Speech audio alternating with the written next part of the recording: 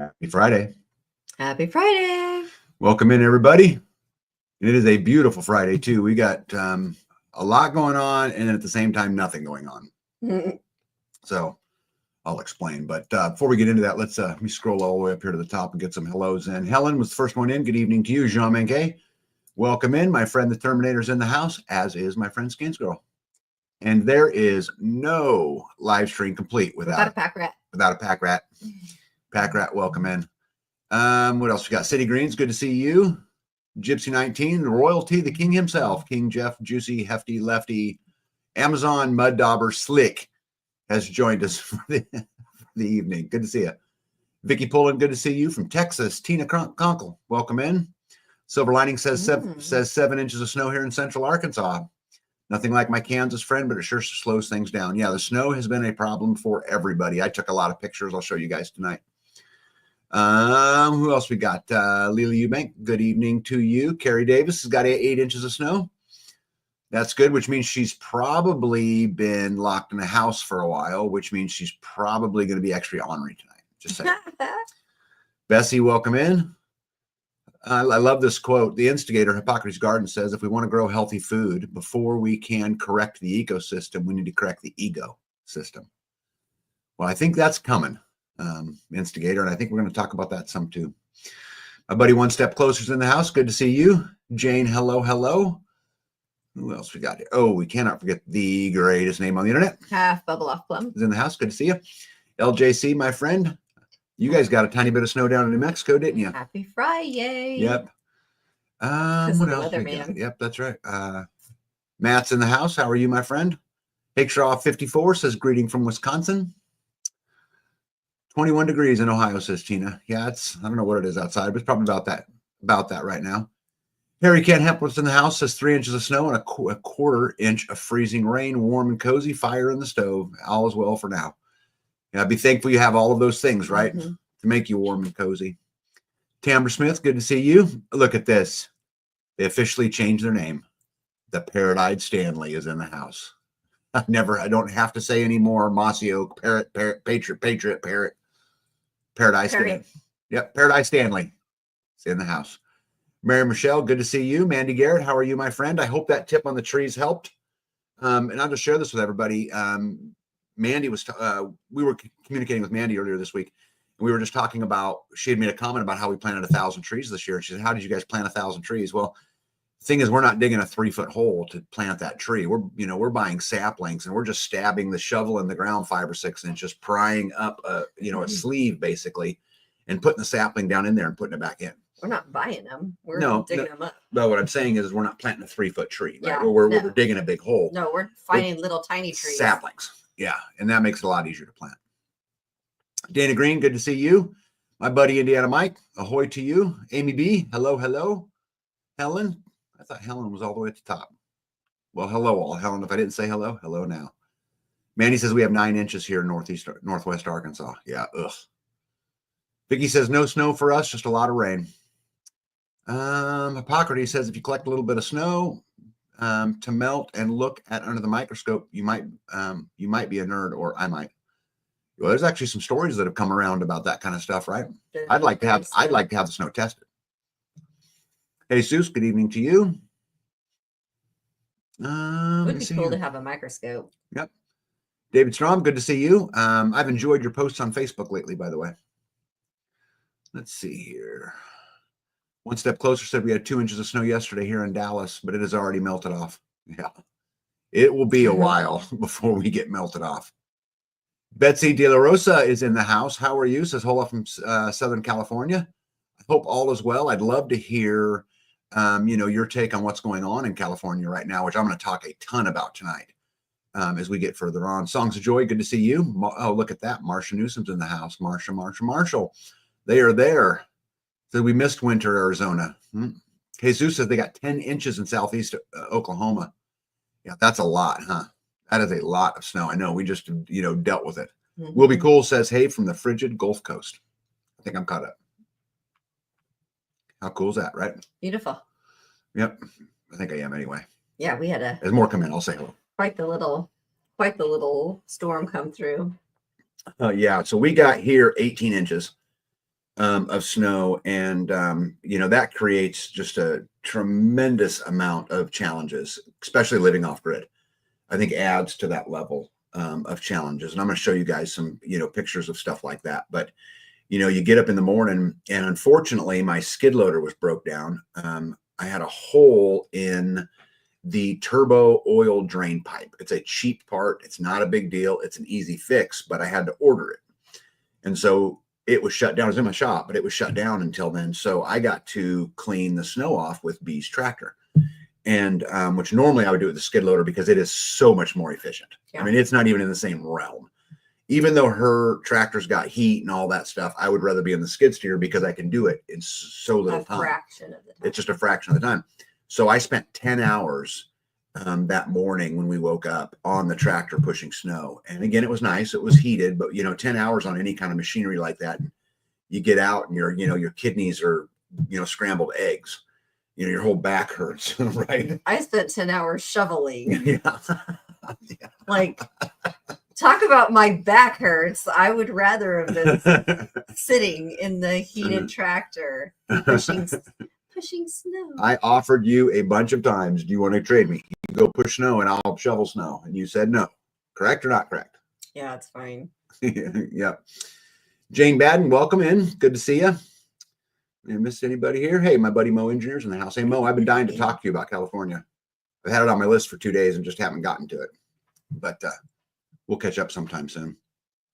So back to it being hard. So for us, the challenges really are first power, right? I mean, power is always a challenge, but when you have days where it's snowing all day or it's got real thick, heavy clouds, because like minor clouds, even if it's completely overcast, they charge fine.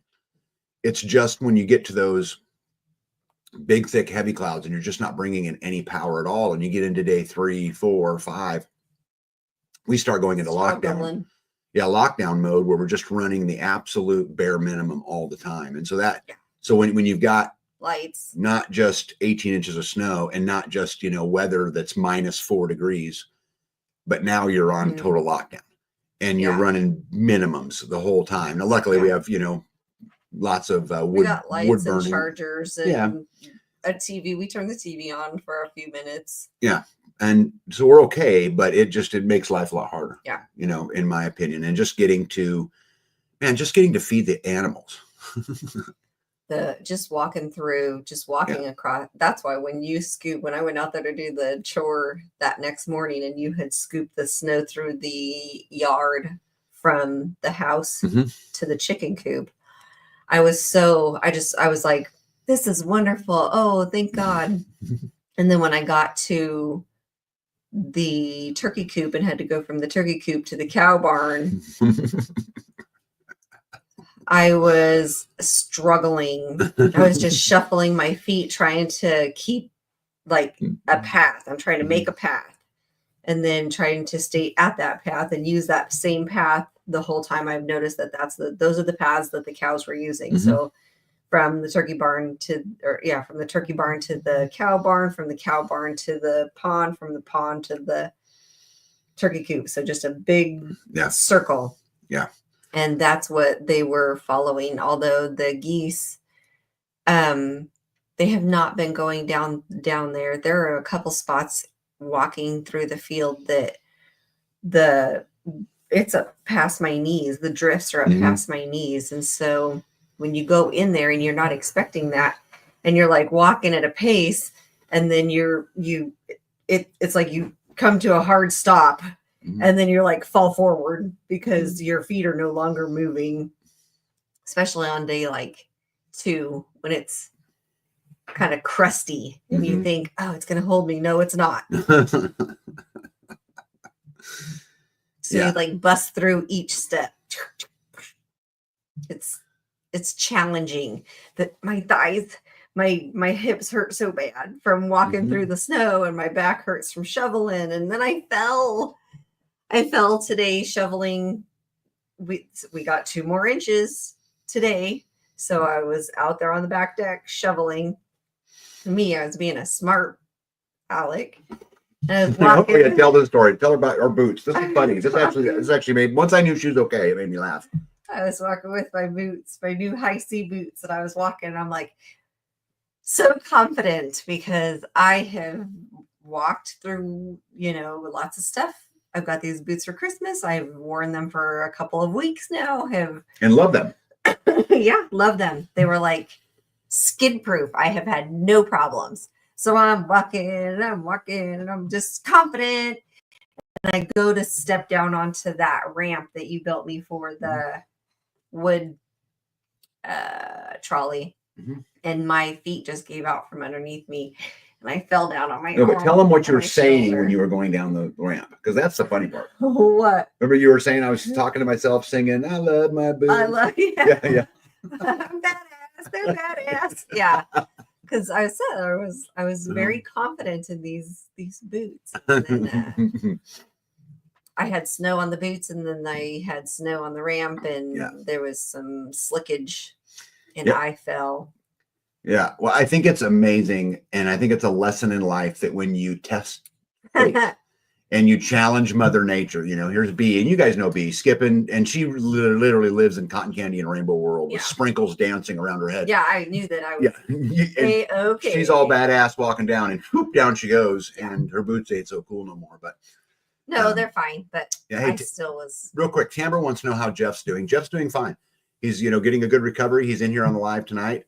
But it presents, if you could think the challenges that it presents someone like Bee and I, this type of weather, imagine what it would present someone who just went through quadruple bypass surgery, right? I mean, it creates a whole nother level of challenges. Oh, and he's resting. Yeah, I mean, he is just can't do a lot right now. He's going to have to go heal. And if he doesn't, he's going to pay for it for the rest of the year. So he has to do it. Well, and then, so that leaves Lou to pick up the majority of that weight, and the community to pick up some of that weight, which we've done. We got out there and got the snow moved. She said the skid loader, she said, man, that was just a fraction of time. She said they did this whole section. Yeah. Somebody came, cleared it all. She said she was on her tractor moving hay bales and moving snow around, trying to get the cows in and out. So I'm going to irritate some tractor fans here, but it's okay. I love you. I'm going to tell you something. A skid loader is superior to a tractor in every single measurable way except mowing a field. That's it. I can't think of another thing that it does better than a skid steer does. And so just like I was saying, if I'd rather have a tractor if I was going to be out mowing or haying, right? If you're going to cut hay or that stuff, way better. But if you're plowing, scraping, digging, rototilling, augering, any of those things, the skid loader is far superior. It's just quick and nimble, and it turns quick. Like when I was doing with Bee's tractor, you'd pick up a scoop, back up, it's really slow, got to go find a place, dump it. With skid loader, I'd have just spun right around, and that you also tear up more, I think. You do. Although somebody, not me, hit the side of the garage door, brand new garage door with my new tractor. Yeah, barely, just a tiny little scratch. It's still made contact, and it wasn't me. Yeah, Helen wants to know if it's just her, or do you do a lot of backbreaking work? I do a lot of backbreaking work. I keep the stoves going. I think a lot. That's big hauling in wood. Hey, everybody, help me welcome someone very special into the live tonight, which is Bonnie Ray Huff, who's here tonight. She says that she went and fed mom's goats, chickens, and cows while she was ice fishing in Minnesota, and definitely a chore. It is a chore. Yep. So Bonnie is a friend of mine from a little bit down south, and super like-minded and super good people. And so anyway, everyone say hello to Bonnie. Starla Dope, good to see you. Make sure I didn't miss anybody. Dorothy Holloway, good to see you. Sorry, I'm behind on my comments. You see here, Mo says, I've designed heated parking lots and sidewalks. Would it be nice to have heated paths and drives? Oh my goodness, yes. Yeah. Amy B says, a testament to bone density be that you didn't break anything. Yeah. Let's make sure I got it, buddy. Hey, Gregory Kissel, good evening to you. Any recommendations on a good sharp knife set for chicken processing and cone that will fit both rooster and hen? What knife? And turkeys. And turkeys. Yeah, that's the thing, because like if you end up getting turkeys or a bigger kind of bird, then you have to get a bigger cone. And if you buy it one time, then you can just. Although I've heard people say that they use actual like street cones. What's the brand of knives that you use in your processing kitchen? Are they Dexter? Dexter knives? I think so. I don't remember. I don't do any of that stuff, so I don't know. I have blue-handled ones and white-handled ones. Cotton candy. They were a gift. Yeah. Carrie Davis says, at this point, I'm one accident from a nursing home. Indiana Mike, in his glorious normal ways, says tractors are superior in simplicity, ease of repair, and cost to operate. I don't know that I agree with the cost to operate part. Ease of repair, I buy that because there's just more space to work on. And simplicity, I don't know that I would do that either because B's tractor is way more complex than my skid loaders. Now my skid loader is older too. That may be fair, but there's things on my tractor I have no idea what they even are. Yeah, look at all those hi Bonnies. Thank you guys very much. Hi Bonnie. Yeah. Look at all those hello. See, look at that, Bonnie. You're loved. Hey, Dana Randall, how are you? Welcome in. We got a good surrounding. Yeah, Amy B says Dexter knives are a good brand. Yeah. Yeah, Manny says, what brand of skid steer do you recommend? There's a lot of good ones out there. Any of them. Yeah, there's a lot of cases is, a good one. Bobcat's a good one. There's just so many of them that are out there. There's not really any that I would steer away from except like the Geels and stuff like that because they're proprietary. Like I wouldn't buy anything proprietary because what I mean by that is where you can only get implements that they make. If it's got a universal front attachment on it where you can use any of the implements, I think they're all pretty good. I have an AVS skid steer, which is kind of a cat clone. Perkins diesel. It's got a Perkins diesel in it. I love it. I love how it controls. I love all of that, and it's my right hand man on the farm. Hey Tom, welcome in by the way. Hey Kent, how are you? Says evening all. Sorry I'm late. Was doing laundry. Grateful Hunch Ranch, how are you? Let me see here. LJC says my 54 Alice Chalmers is way more simple than our skid steer. Yeah, that's probably true if you're comparing that, but compare the same year skid steer to the same year tractor. Is that still the same? Helen says, what he asked. Yeah, Helen says, do people eat rooster? Well, actually, that's primarily what we eat. Mm-hmm. We grow the roosters to eat, and we grow the hens for eggs. Mm-hmm. Yep. Yeah, Tamara says, do skid loaders have cabs? Yeah, most of them do. Mine has a cab, but it's not heated. Well, it has a heater, but it's old and none of it works, and I don't want to spend the money on it, Look at that, the famous Life with Mike and Jen are in the house. Jen, how are you? They got a little bit of snow too. Steer away from. I see what you did there, Tech. mean rooster. It's what for dinner. There's a lot of truth in that, huh? Will Be Cool says turkey cones are too big for the average chicken. They can move around way too much.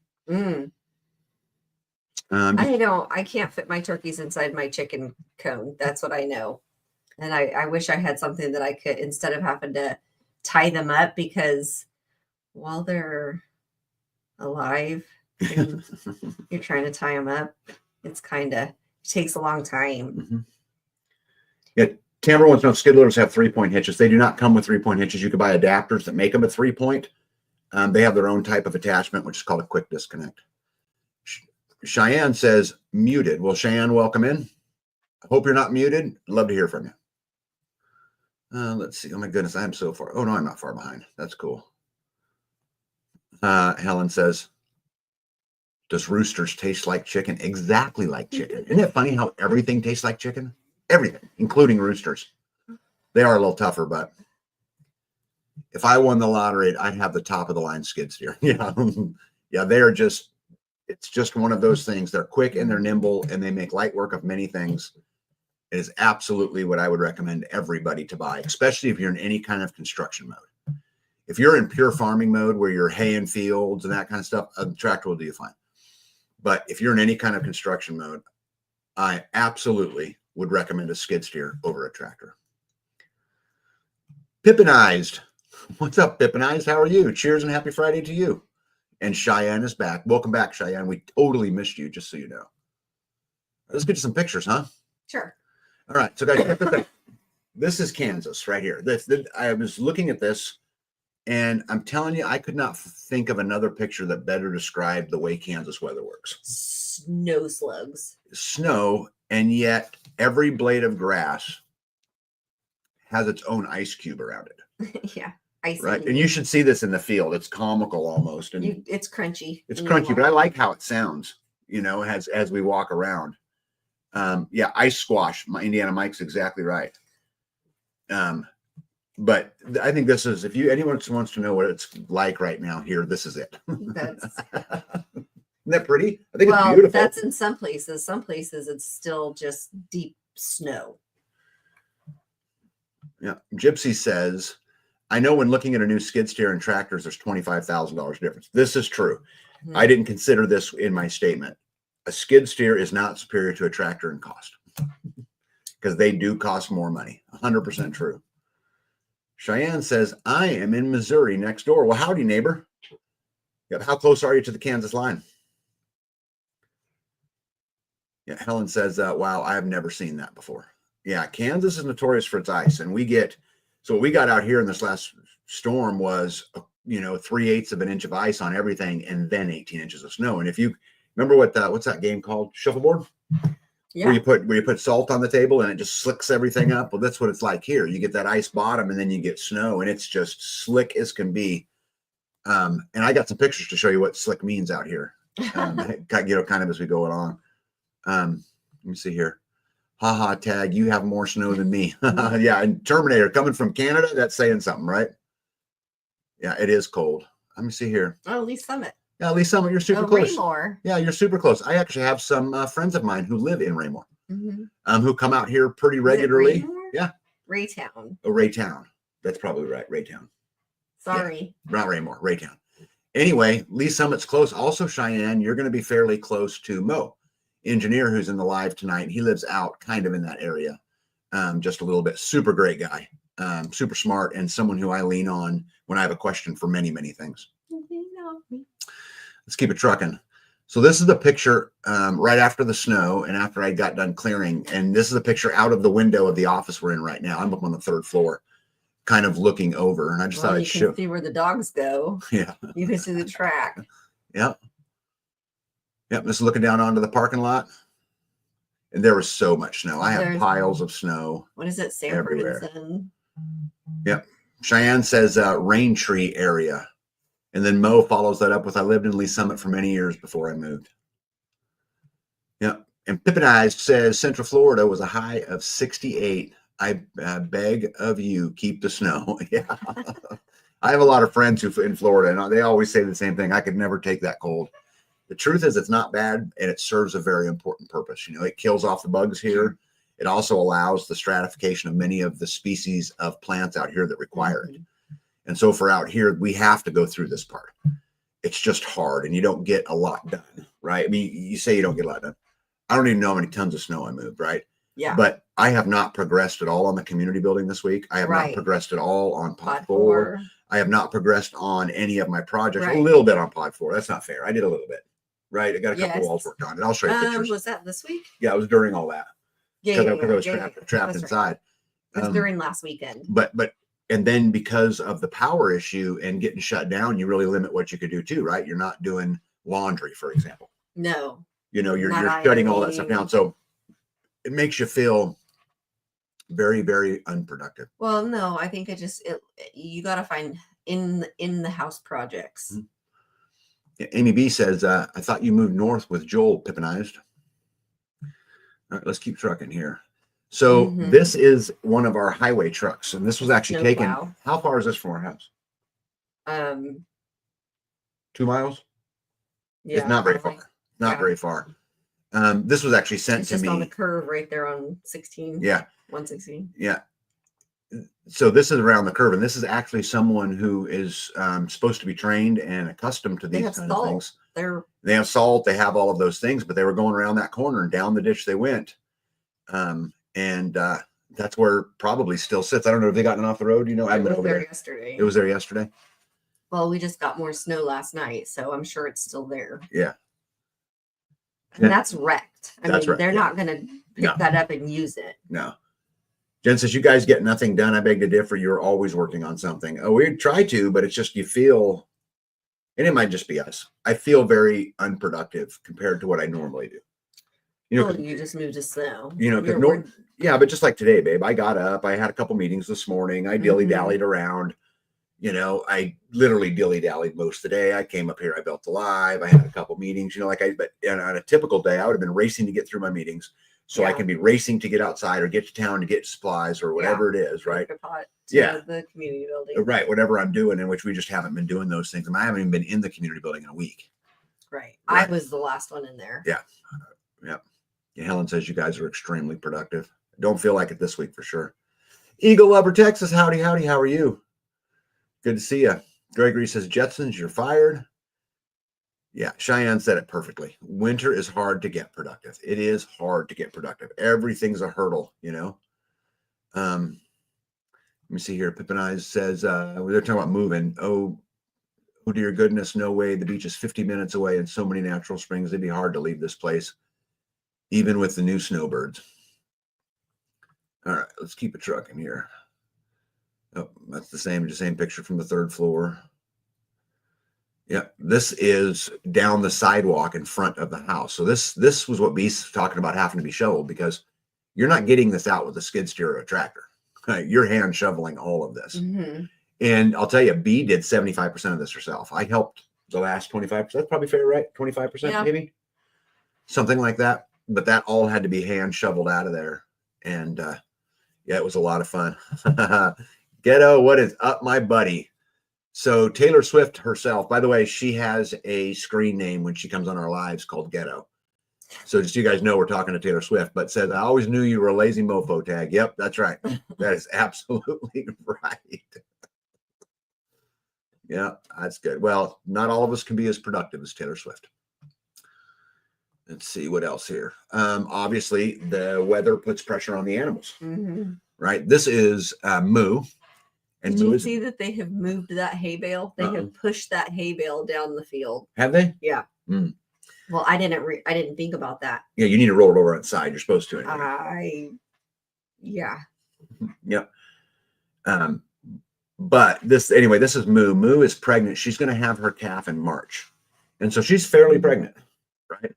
And they're out here in the middle of the snowstorm. You guys see the sky? This is what I mean by being off grid and the challenges that it gives you, because you're in this type of weather, you're barely charging. There was a time when I went out and looked at my system during this, and I was producing 200 or 300 watts.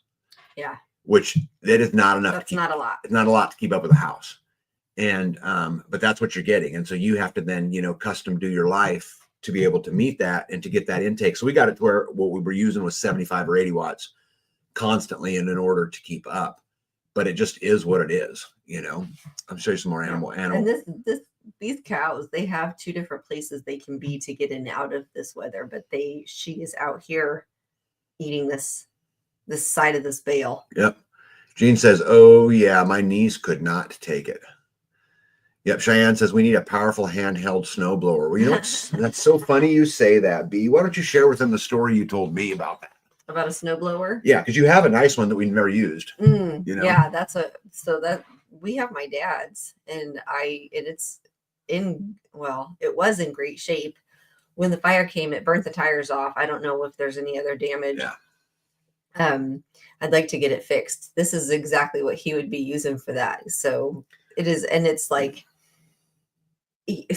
self-propelled. You literally just pull the trigger and you walk behind it, and there's a little lever that you with swivel left or right to blow the snow whichever way you need it. And I could totally be out here, because like right here, that snow is actually up past those gates now. Yeah. See how it's not up to the gates yet, but it's up past that first bar. I can't tell you how many times in an auction I've walked by a snow blade for the front of the skid steer and said, we just don't get that much snow. Right. We just don't. Right. And same with it. If I knew this storm was coming this year, I would have gotten the snow blower up to par, and then down in that section where B was shoveling, I'd have just snow blown it. Oh, absolutely. It'd have been way easier. And it would have thrown that snow quite a distance. It doesn't just drop it right there, you know? Right. Gregory says, how long does it take to charge on a sunny day? So 300 days a year, my system is fully charged by 10 a.m. Yeah. It charges great. And we've built it to do that. But in days like this, it's just super, super slow. And there's ways you can get around this. You can buy more batteries, which are super expensive. You can buy more panels. Those are not expensive, but I've got 28 of them out there now. I could add 10, which would make it go quicker. One good thing too about some of ours are bifaced or whatever. Yeah, so with the snow on the ground and the sun or the brightness of whatever. So if it's not this dark, we'll get some extra the charge. sun comes up from the bottom. Yeah.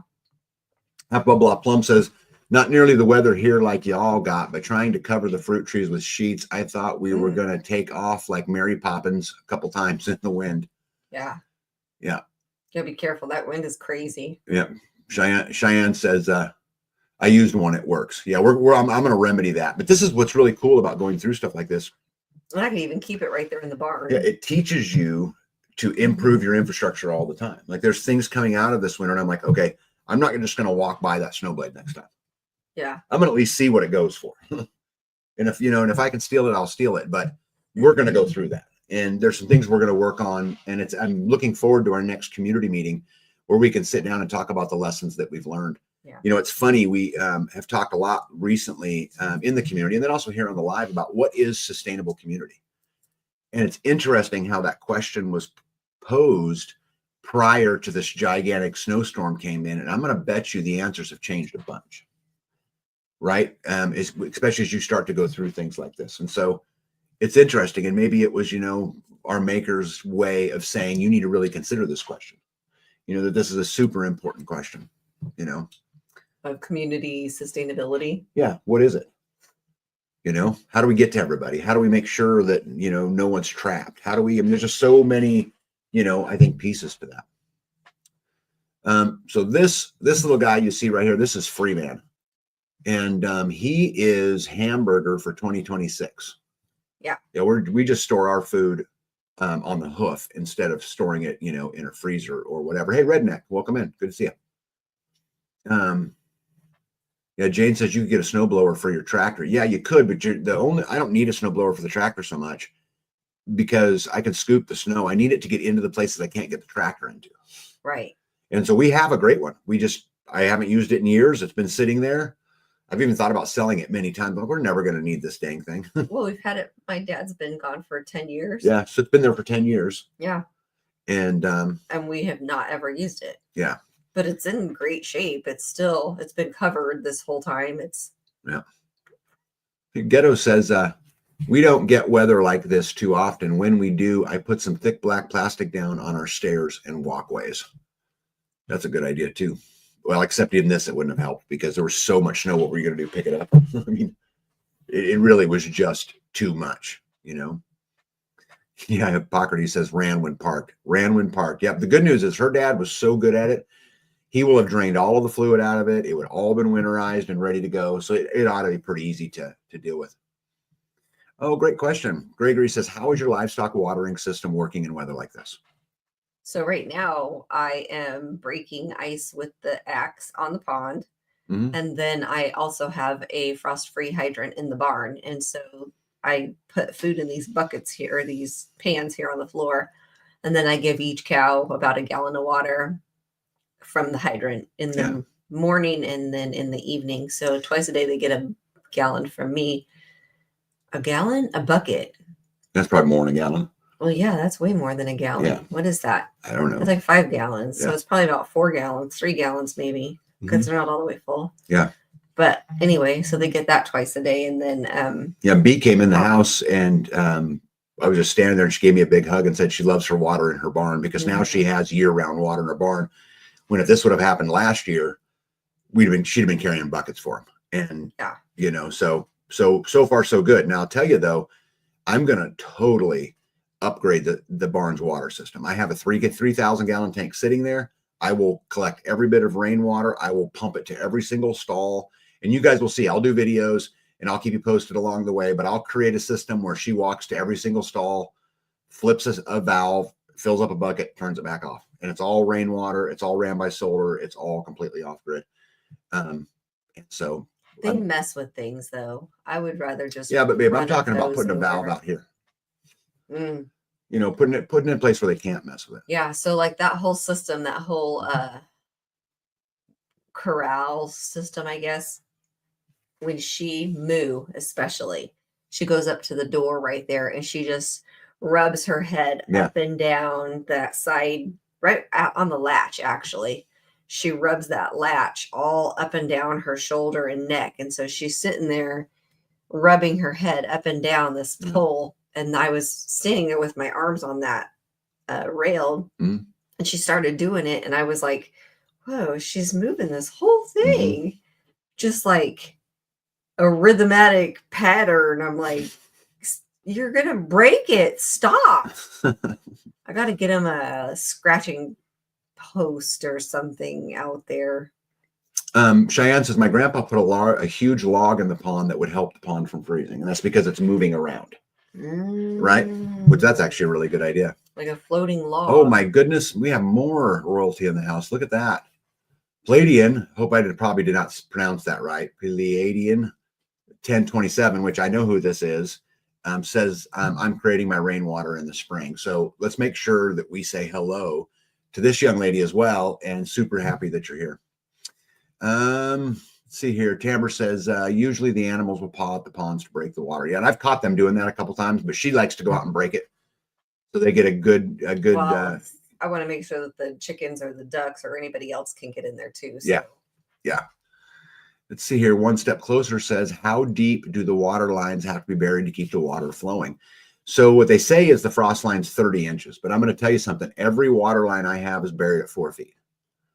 Because we've had a couple of winters here that were cold enough that, you know, like some of my buddies' hacks for the Homestead, as an example, had a line freeze at 30 inches. And so I always do them at 48 inches. It's a little more money, but it ain't that much more money. So I don't even want to mess with it.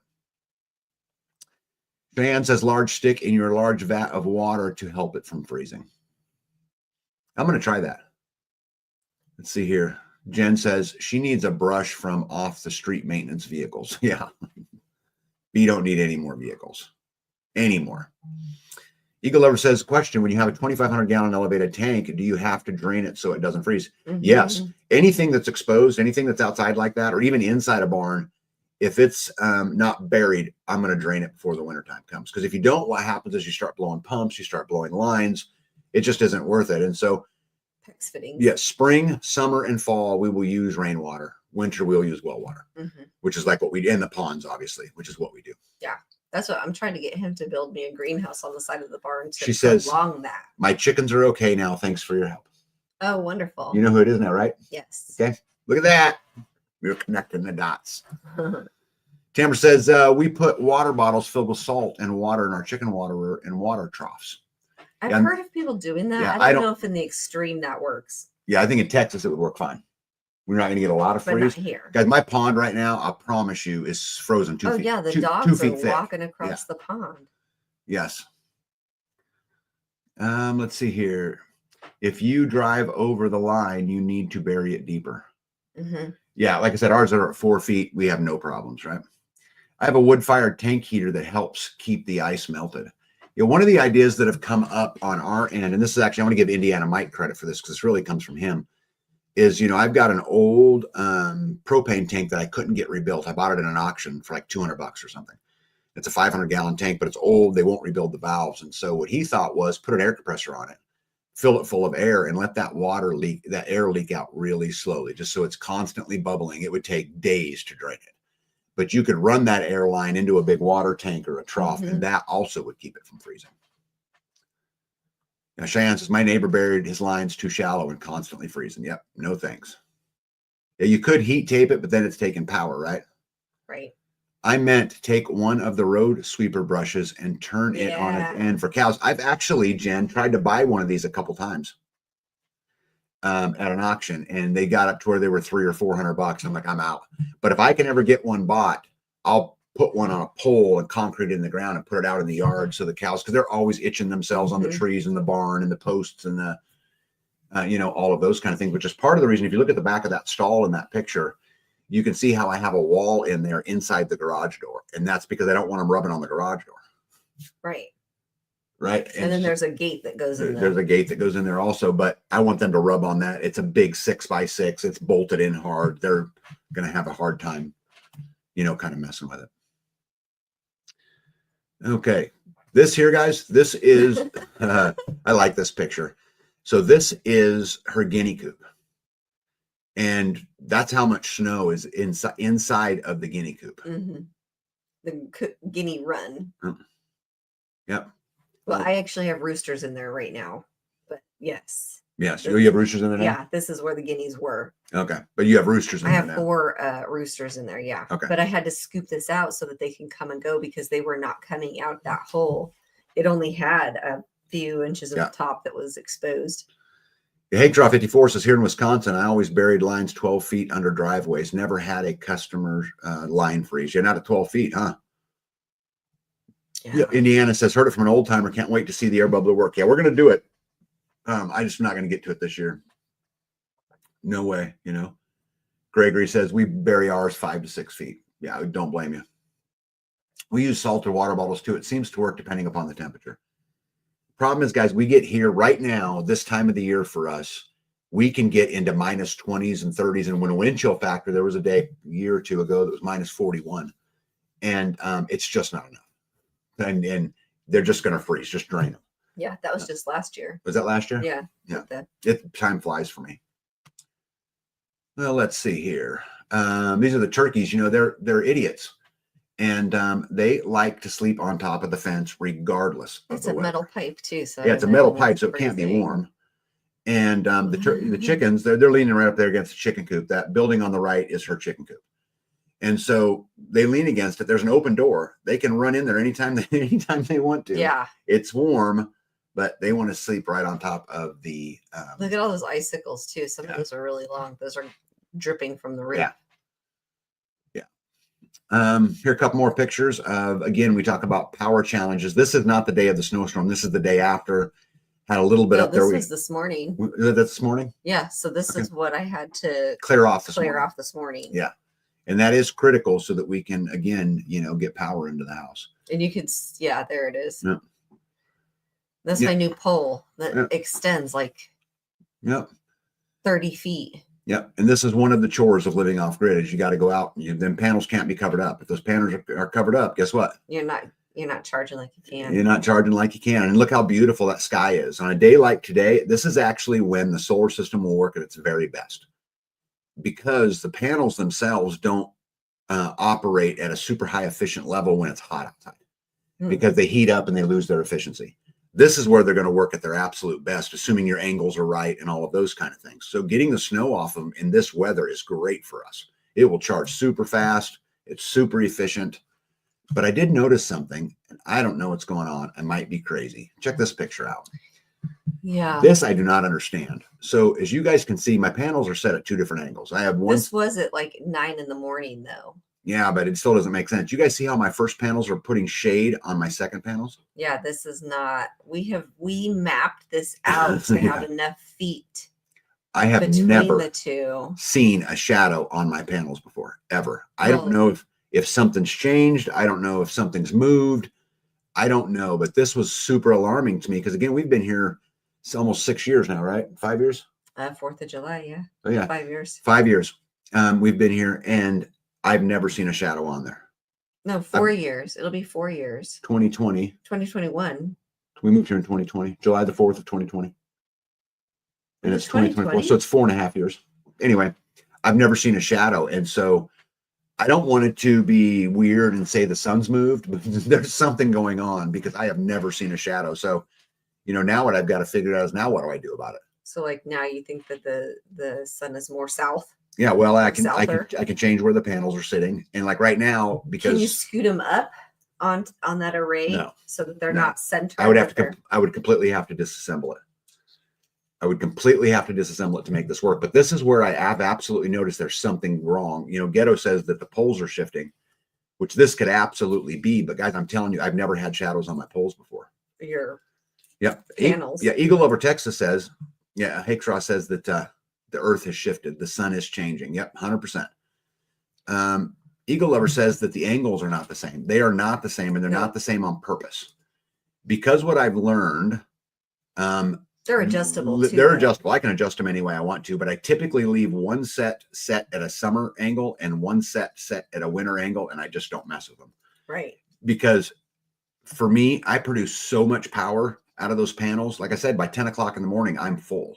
So by shifting them around and making them correct, what it means is by 9 o'clock, I'm full. You know what I mean? I just have never felt the need to do it. But this was very odd to me because, again, what B was saying, when we put them in, I did all kinds of work on this to make sure that nothing was going to shadow it, et cetera, et cetera. But something's weird.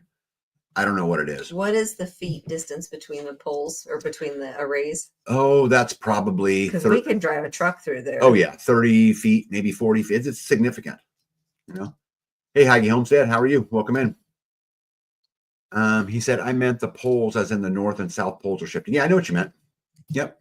And I agree there's something else going on. Hey, conserve friends, welcome in. I know something else is going on.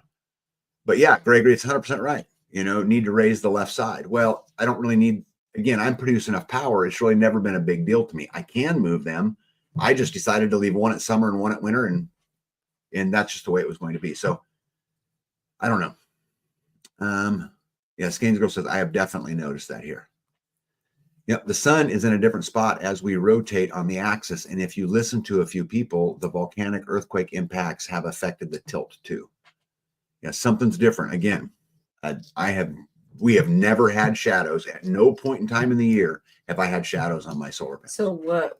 We're going to put new panels up? We're going to. I don't know what I'm going to do. In the spring, I'll figure out what to do about it, but it's clearly going to be a problem. And the other thing I have to anticipate for is what if it gets worse? Right. You know, as the summer comes, the sun's going to get higher and higher. So it's going to become less of a problem. But I have to plan for the next winter. Well, and we also have longer days in the summer, but shorter days in the winter create more problems. Fran says we're in a different planet alignment also, age of the Aquarius. Yeah, I've never had it. I don't understand it, except I know it's not good and I got to deal with it. So, hey, guess who we can welcome in? Welcome in, Squatchy. What's up, buddy? Hey, by the way, Squatchy. Okay, I got to pull it up here real quick. Babe, you talk about the shadow. I'm going to make sure I quote this exactly correct.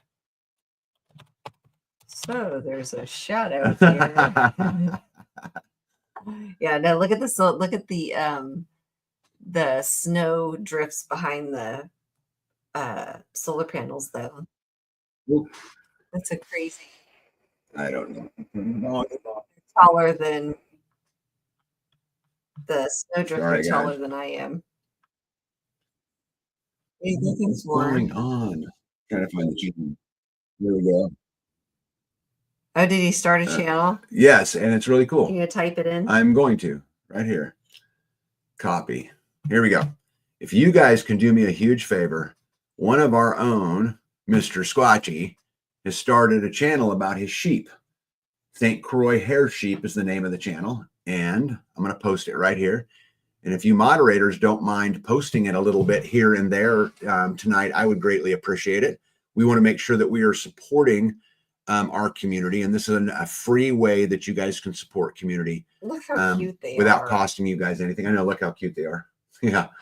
And so please make sure you guys go over there and subscribe and, you know, like those videos. It will help him. Please, please, please do me a favor and do that. And he's probably selling a few of those. Well, yeah, obviously.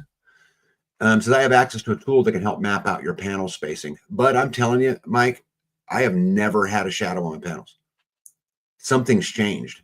Well, let's use his tool. You know, it was funny. The first set, the 3 sets of panels that are sitting there, I had that up for 2 years before I put the back panel up. And I would go out there with a stake and I would mark the shadow. And this went on for a while prior to me putting that second run in there. I knew exactly where it was. And I knew not to do it until the winter came, until I got through all the seasons. I did all of that. Never had a shadow until right now. So Pete says it's a start. It's a little boring. It is not boring. It's actually cute, and it's sustainability. And I think you can teach a lot of us a lot of things, Pete. Yeah. You know, let's see here. When the ice is thicker, take a T-post. It's you to be. Tamara, I don't know what that means. Thank you guys for subbing. I really, to break the ice. I really, really appreciate it. Squatch is a good guy. And, you know, he's been around here a long, long time. It's actually somebody I talk to kind of regularly. He'll poke fun at me on text, and I'll poke fun back, and life's good. Just on the phone? Yeah, just on the phone. Live with Mike and Jen. Thank you so much for posting that up there. Here, I'll put it up here on the screen. Yeah, he has 8 subscribers right now. Let's see how many we can get him. Yep. It's super, super cool. So let's make sure we help him out. And I appreciate all of you guys who are willing to, you know, do for the community. Yeah. Jen says the pictures are cute. Yeah, they are very cute. Yeah, they are so cute. And so if those of you guys who know, if anybody wants to inquire about the St. Croix hair sheep, he lives in California. The good news is he is not where the fires are and all that stuff. He's, I think, 2 or 3 hours from there.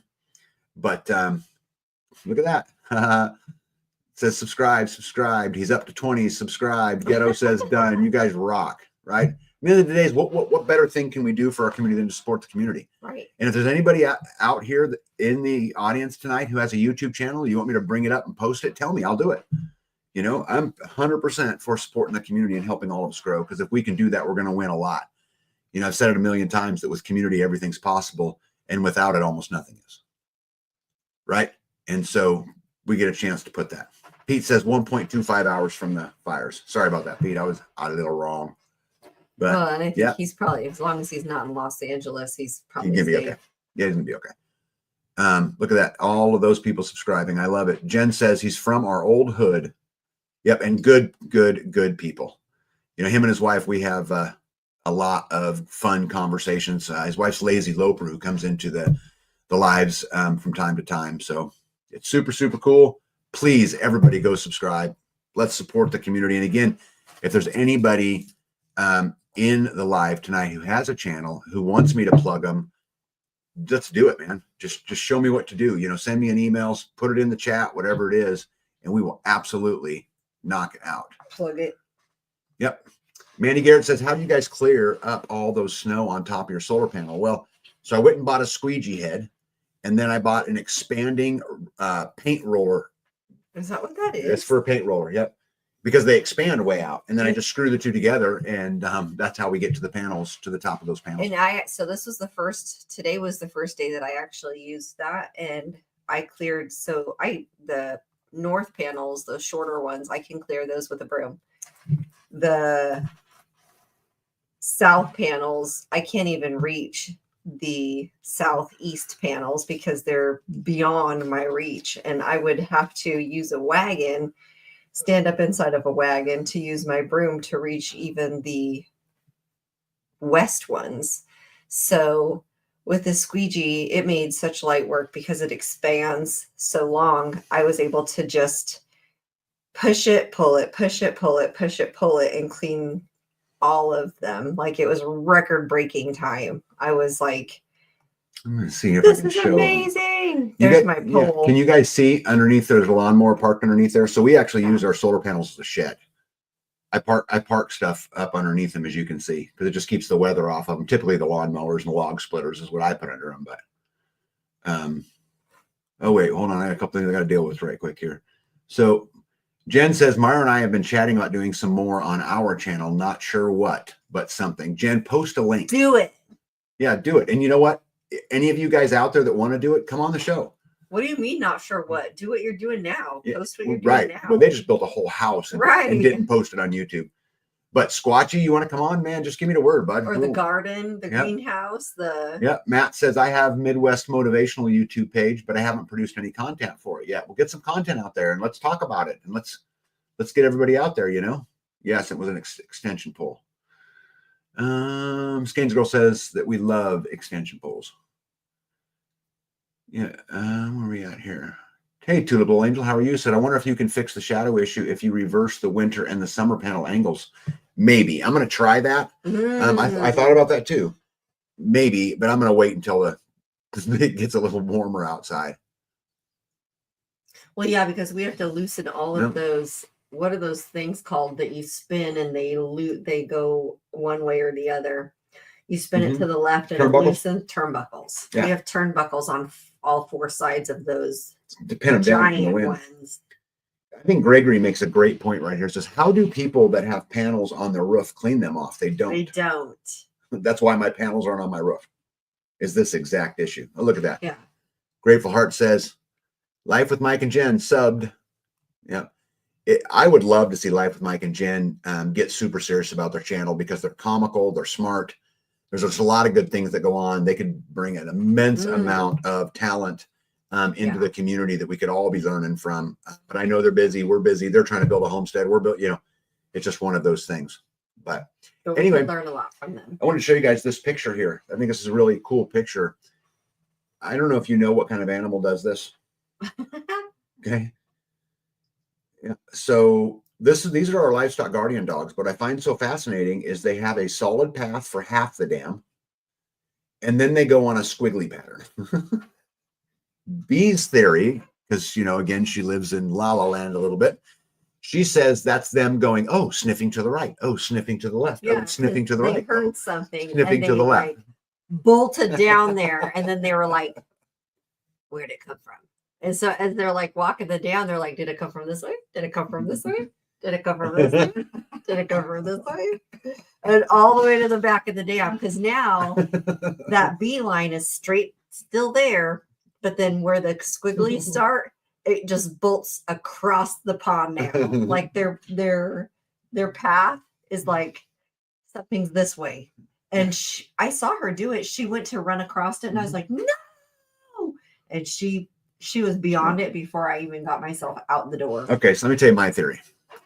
So when I was in the military, we learned that if you were under machine gun fire, you run to the right and to the left. So I think that what we have is combat dogs? Tactical dogs. So no matter what anyone else says, we have tactical dogs. So beat that. Look at how they're walking in the exact line. You see that? Yeah. We have tactical dogs. Tactical dogs. Yeah. Pete says, have you looked into bifacial panels? Our panels are bifacial. Some of them are. Yeah. The newest ones are. The first row, the first set of panels isn't, but everything new that I bought, even what I put on the community building, is bifacial. Yeah. Jen, I know you appreciate it, and we love you guys, and I want to see you guys achieve absolute every bit of success, and I can't wait to watch. Let me help you. Dana says, that's so funny. My LGD did the same thing down a path. It makes no sense, right? One step closer. So I think B's correct. My dogs act like that. Yeah. Alien snow circles. Gregory says, follow the rabbit. Yeah. And in typical Carrie Davis form, I could not agree more. They're drinking on the job. Yeah. I got to get to the other side. They are combat guardian dogs. They're tactical dogs. That's what they are.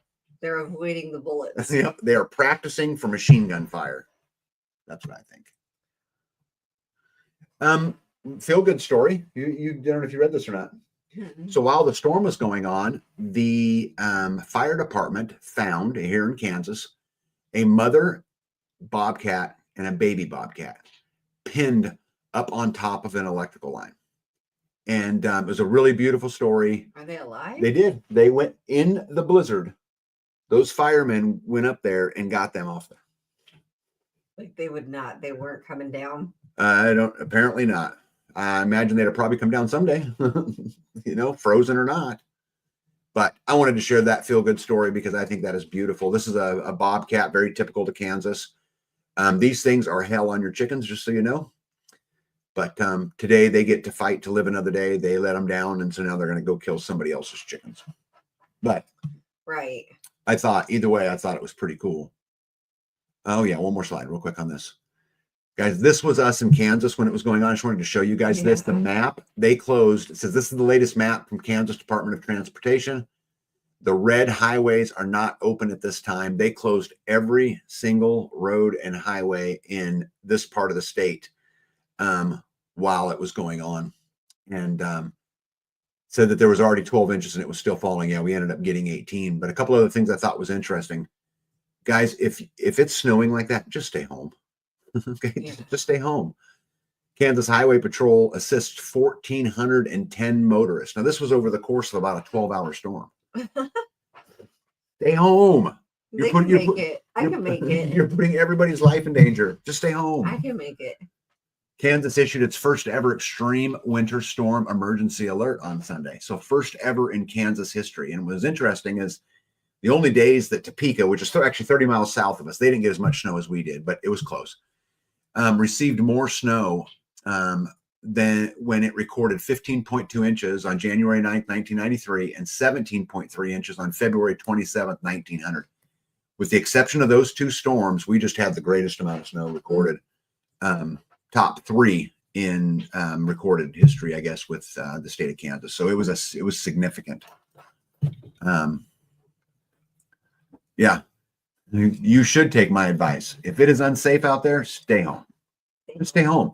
Your life is more important than getting the 6-pack at the gas station. Your life is more important than any of those I kinds of gotta things. go to work. Your life's more important than work. I'm gonna lose my job. Listen. Can't go. Listen, this is I really need milk. no, listen, this is really important that I say this. And I'm an employer, you guys, and I have employees, but I'm going to tell you something. You work every single day so you can have a life, not the other way around. We don't live to go to work. We go to work and we exchange our energy capital for monetary capital so that we can live the life we want to live. Let's never confuse that, right? We go to work every single day so we can have a life, and it's not the other way around. And I'll argue with anybody who wants to say it's different, because that's the way it is. Let's see here. Songs of Joy says, my son's service dog is trained to search and track specifically for him by air scenting. If the wind blows, the scent is moved, and so she waves back and forth to find the scent. Back and forth That like that. actually is a really good, I like this, because I could see them going with their head in the air trying to chase the deer or whatever was going on. That makes sense to me. But Songs of Joy, I really, really, really prefer my story of the tactical dog. Just saying. Conservative Friend says they got 12 inches. Let me see here. Gregory says, I like looking at road cameras while sitting on the couch drinking coffee. Yep. Even with the warnings for days that the storm was coming, people still went out and were traveling for leisure. Yeah, it's just crazy. Stay home. Just stay home. Manny says, I have a perfect attendance record and I don't want to mess it up. Yeah, well, if you die, your perfect attendance record is over. Worse than that, if you kill somebody else, right, their perfect attendance record is over. I'm not being mean. I can't stand the snow. I can stand snow, but not black ice. I snapped both wrists on black ice a few years ago. I live alone and it was horrific. My phone wasn't near me. Horrible, right? Hey. And then how long could you lay out there? That would be terrifying. Let's see. Hey, Todd, not Todd. How are you? So out in Eastern Virginia, we only got 1.5 inches. Yeah, that's pretty easy to deal with. Redneck for the Win says, move to Kansas. It doesn't snow that much. Out loud. I actually said those words to Redneck, just so you guys know. So he's actually poking at me. But yeah. Yeah, Hakesross says they've got a ½ inch. That I've been in the bush cutting wood in the cold. Well, I know you have. There are a few people built like you, Terminator. Just saying. Anything else I got in there? Oh, yeah. So, okay, we're done talking about the storm, but it was fun. It was a lot of work. It's not over yet, but the good news is Ryan Hall, which is my preferred place to get weather. Yep, says that he does not see anything on coming in the future that would produce another storm, but it's likely to at some point, but he don't see anything anytime quick, which is good. Good. We need time to get out from underneath all this. It melts. Because around here, there's back roads that still aren't even plowed. Mm-hmm. We have homesteaders and people who still can't get out of their driveways. So if we had a little bit of time, that would certainly be nice to be able to get through that before we have to do it all again. Let's see here. I was happy to see the grocery store packed 3 days before and crickets 1 day before. Love that community. Yep. Kathy wanted a special meal, so I had to get supplies 1 day before. It's delicious. Well, it's just about being prepared, right? I mean, it's about being ahead of it. So we did when we knew the storm was coming, what we're going to do, what did I say? Go to the grocery store. Go get stuff. Get anything you need. Just whatever it is we need. We might be trapped in the house for a week.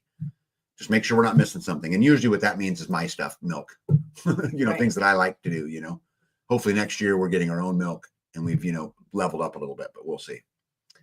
Cheyenne said it took 2 hours to get the ice. 2 hours to get help. Ice was keeping others from reaching me for the ER. Yeah.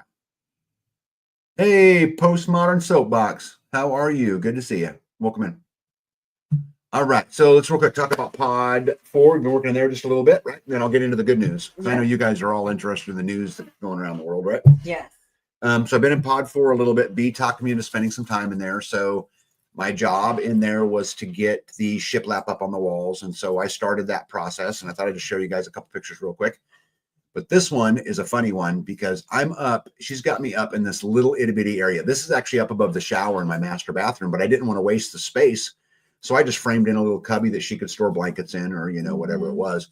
And so I'm up there in there trying to put, as you can see, the shiplap up above me. I'd already done the roof, and I'm trying to put the shiplap up. The ceiling. Yeah, the ceiling and the sidewalls. And then she was making fun of me. So you got No, I just wanted you to smile. yeah. I wanted you to smile pretty for the camera. Yeah.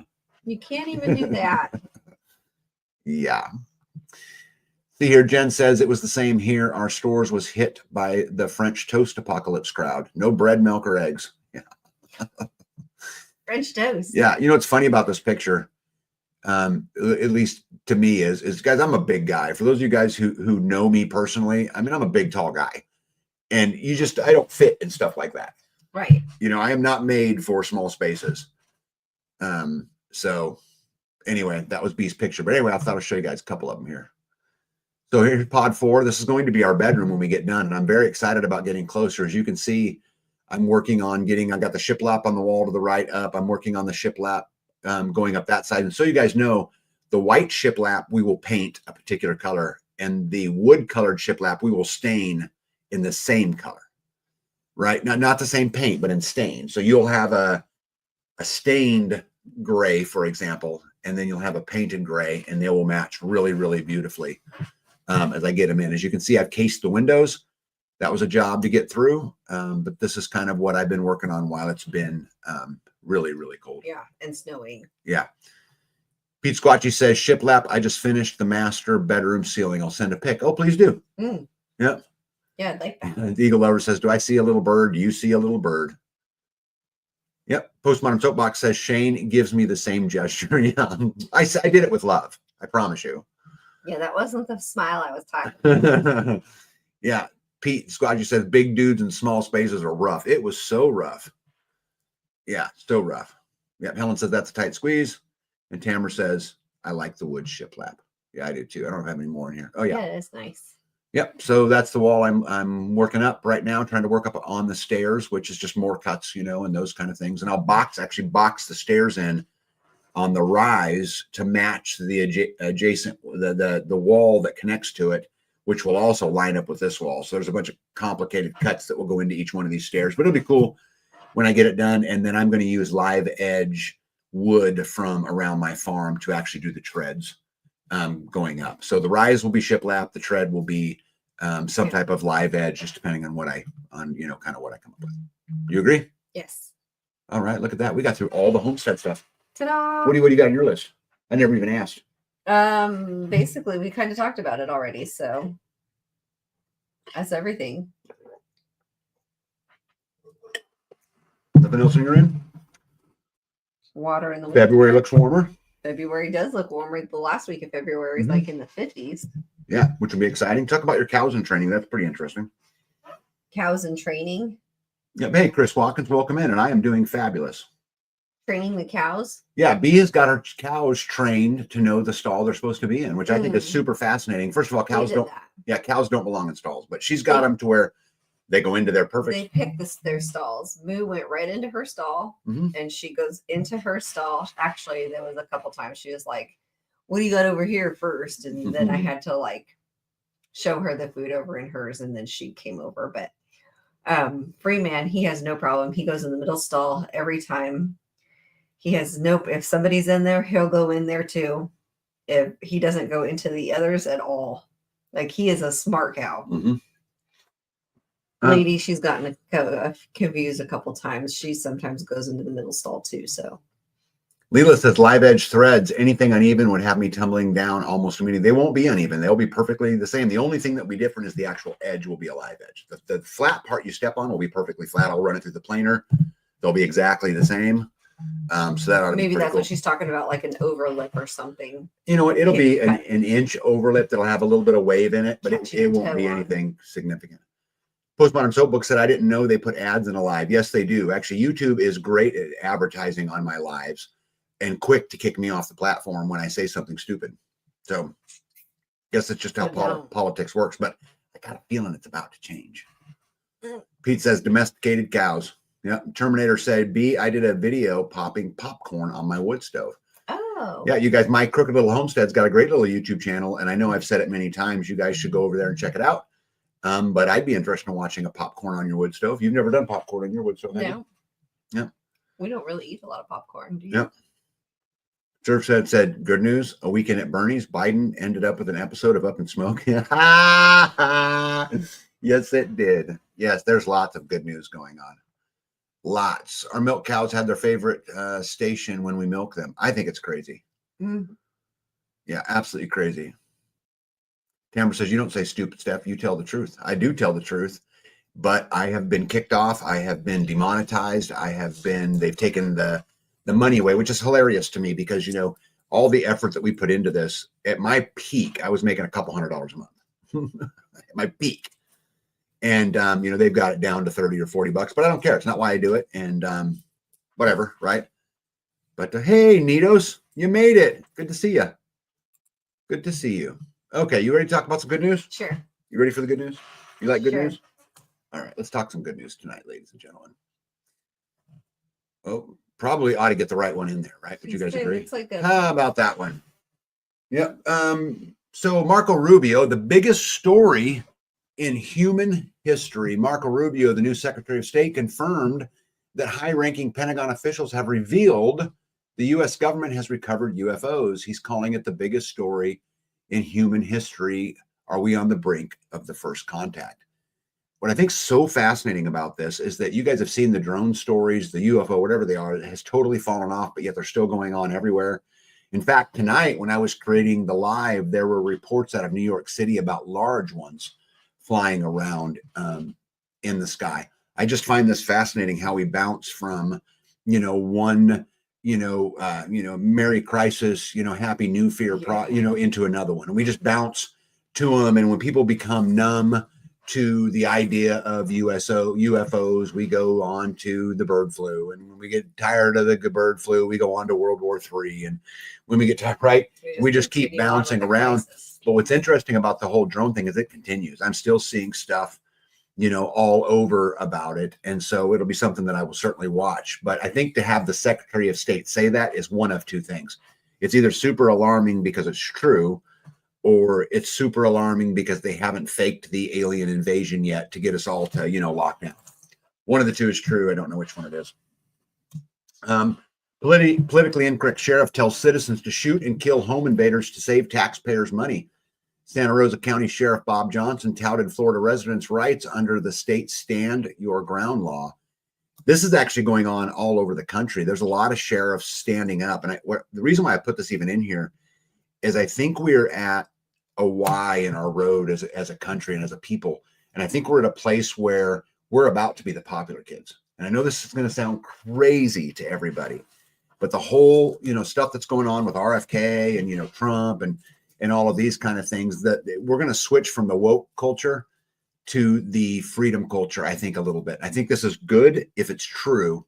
If they're placating us just to, continue to gain power, and which is what I kind of actually believe is going on, then it won't be good for us. They'll just try to use us as a puppet. Kamala Harris had to officially certify this week the Trump election. And I don't know if you guys watched it, but she actually had to stand up at a podium and say the votes for the president of the United States are as follows. Donald J. Trump of the state of Florida has received 312 votes. Kamala Harris of the state of California has received 226. And I watched her body language. And you guys, I'm telling you, she was just squirming, because she is the vice president. She has to do that. That's her job. And anyway, she was squirming.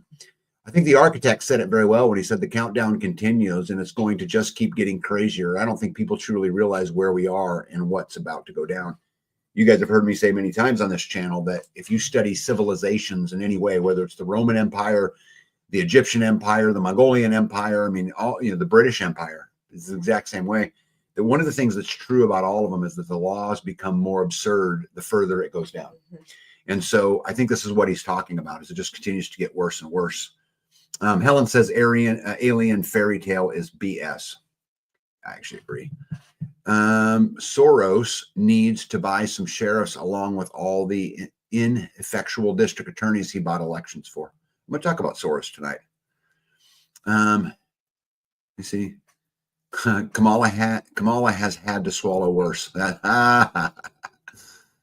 Yeah. logically, I knew the drones were our military. Yeah, I don't know. I mean, there's so many things that just simply don't make sense to me. I mean, why would our military be doing that and then deny it? I mean, there's just so much that I just don't understand. But we will certainly get. And what are they doing it for?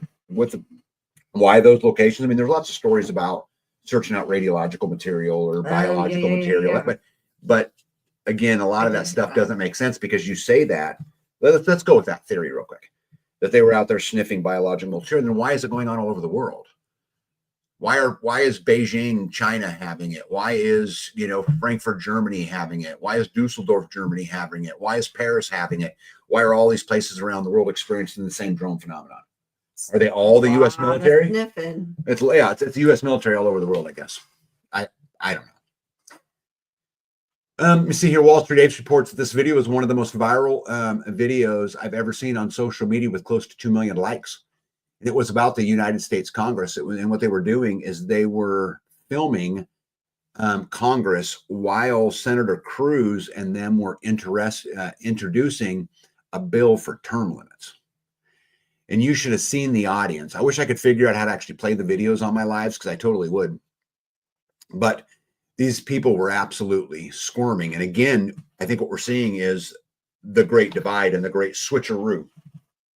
Right? I mean, look at the switcheroo that Elon Musk made and Tulsi Gabbard made and RFK made. Look at the people that they brought with them. All of them. I mean, there's just been this huge switcheroo. All of a sudden, it's important for Mark Zuckerberg to have freedom of speech on Facebook.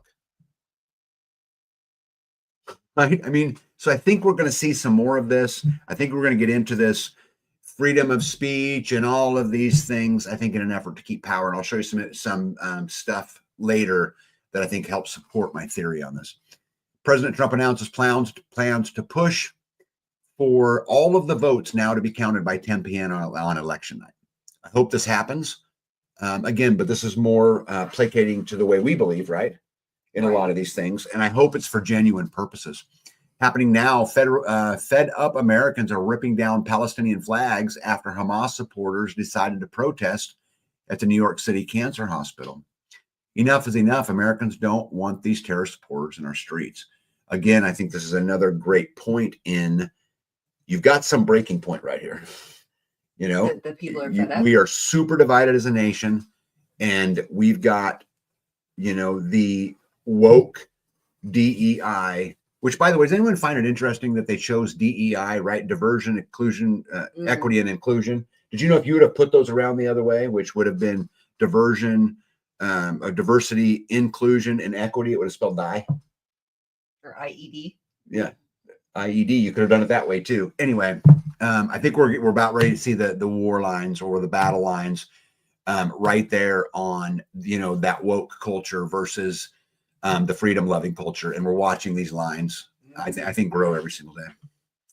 One Step Closer says, Skynet is alive and using drones.